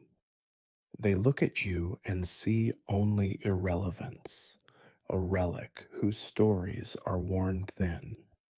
The world forgets quickly. A king dies, and his fool dies with him, if not in body, then in memory. The new court wants new laughter. The village wants younger hands for the plow and fresher voices for the festival. You are left to wander the edges, sometimes welcome, more often overlooked. Once you found solace in movement, the endless journey from hall to hovel. Now the roads seem longer, the hills steeper, the inns are colder, the beds harder, and the stares from strangers sharper. In your dreams, you revisit the old halls where you once danced and dined, but you always wake alone, a blanket pulled up against the world's indifference. Some old fools find a way to retire, a place by the kitchen fire, a small stool by the door, a handful of stories traded for a little warmth and pity. Others fade into legend, their names remembered as curses or blessings, depending on who tells the tale. Most vanish without notice, one day a fixture, the next day gone, their motley left to rot beside the bones of all the other forgotten jesters. Regret is not always bitter. There are moments of sweetness, too, a laugh remembered, a kindness repaid, a story that outlives you in the telling. You hear your own jokes passed from mouth to mouth, altered and improved, sometimes with your name attached, sometimes not. It is enough, or so you tell yourself. You wonder if you could have done more, been more, if you could have been kind instead of clever, if you could have loved instead of laughing from a safe distance. These questions haunt you, but you make jokes about them, as you always have. What is the difference between a wise man and a fool? The wise man dies with answers. The fool dies with questions. It earns you a smile from the old crone who sits beside you in the tavern, her teeth fewer than your regrets. You do not fear death, not really. You have seen too much of it to pretend otherwise. What you fear is disappearing, being forgotten, leaving no mark but a ripple of laughter that fades before the next storm. Yet in the end, that is the fate of all, not just fools. Kings are buried in marble, but even their statues crumble. The world moves on, indifferent to tears and bells alike. There are days when your old joints will not let you rise, when your voice cracks and your hands tremble so badly you can barely hold the cup. You sit by the fire, telling tales to anyone who will listen, children who do not understand, drunkards who do not care, other old fools who nod in recognition. It is enough sometimes to be heard. More often you are alone, but you have made your peace with solitude. It is the only companion that never leaves you. And so, with age, you become your truest self. The mask slips, the laughter softens, and you find a strange dignity in endurance. You have survived when so many have not. You have lived, laughed, and wept, often at the same time. You are the fool, old, forgotten, but still, in your way, undefeated. You tell yourself that when the end comes, you will greet it as you have greeted everything else, with a joke, a story, a defiant bell rung for no one but yourself. In a world that remembers little and forgives less, you have learned that the final jest is always the fool's, an exit from the stage with a bow, and perhaps, if you are lucky, one last echo of laughter in the dark. The end comes quietly, not with applause or fanfare, not with the final laugh you always hoped might echo in some grand hall, but with a sigh as soft as dust. There is no stage for the dying fool, no audience but the shadows cast by a guttering fire. You have always known this, that the role you played was never truly yours, that laughter belongs to the living, and memory is the only currency spent by the dead. You have buried friends and outlived enemies. You have watched the young fools swagger through their first performances, as you once did, believing themselves immune to time and consequence. You see yourself in them, the forced bravado, the fear disguised as wit, the hunger for a place at any table, so long as it gurgle with laughter. You want to tell them the truth, but wisdom is wasted on the young, and even more so on the foolish. So, what is your legacy? What remains after the motley is folded, the bells are silenced, and the jokes are forgotten? Not much, if you believe the chroniclers. The annals of kings do not mention fools by name. The stories told in the taverns are rarely the same twice. You are a rumor, a memory passed from tongue to tongue, as easily lost as a dream upon waking. And yet, there is something, a shape in the fog, a spark in the dark, a lesson woven into the fabric of suffering and survival. You may never have been loved, not in the way poets dream or priests promise, but you were needed. Your laughter was a balm for broken backs and broken spirits. You lightened the burdens of those who carried the world on their shoulders. You gave voice to truths others dared not speak, wrapped in riddles and rhymes, slipped past the guards of power and pride. Sometimes, on a market day long after you are gone, a child will imitate your walk, your song, your madcap grin. The crowd will laugh, perhaps not knowing why, perhaps not caring. In that moment, you live again, briefly, brightly, then gone.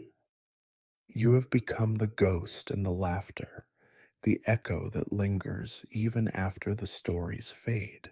You wonder if perhaps this is the best legacy a fool can hope for, to become part of the common memory, to live on in the jokes and stories, to be remembered not for greatness or goodness, but for reminding others, even for a moment, that life is absurd and survivable. You were not a hero, nor a saint, nor even a true villain. You were simply there, a companion to sorrow and joy alike. The world you leave behind is no gentler for your passing. The fields still flood, the lords still tax, the church bells still toll for those who have no coin left for prayers. Children grow up and forget how to laugh. Lovers marry, fight, and part. Old men die, and young fools take their place. But sometimes, just sometimes, when the night is particularly dark or the hunger especially sharp, someone will tell a joke so old it has no name, and for a heartbeat, the world will remember you. There are few monuments for fools. The stone remembers kings and killers, not jesters. Yet the soil is richer where laughter has fallen.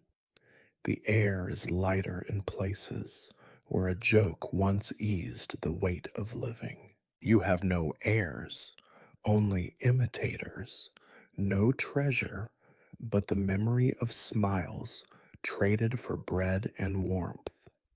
You have made your peace with this. The world is not fair, nor is it kind, but you have left it no worse than you found it, and, on good nights, perhaps a little better.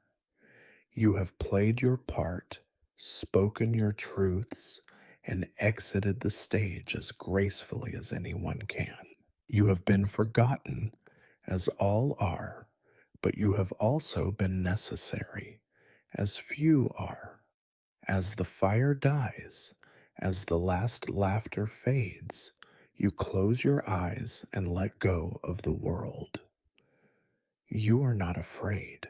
You have faced death with a jest on your lips 100 times before. Now, finally, you allow yourself a final smile, private, unshared, the fool's true treasure. Let the others write histories of kings and saints. You know the real story, that life is cruel and wondrous, heavy and absurd, and that sometimes all anyone needs is a reason to laugh in the dark. That is the fool's legacy. That is your gift, and long after your name is gone, the world will still need it.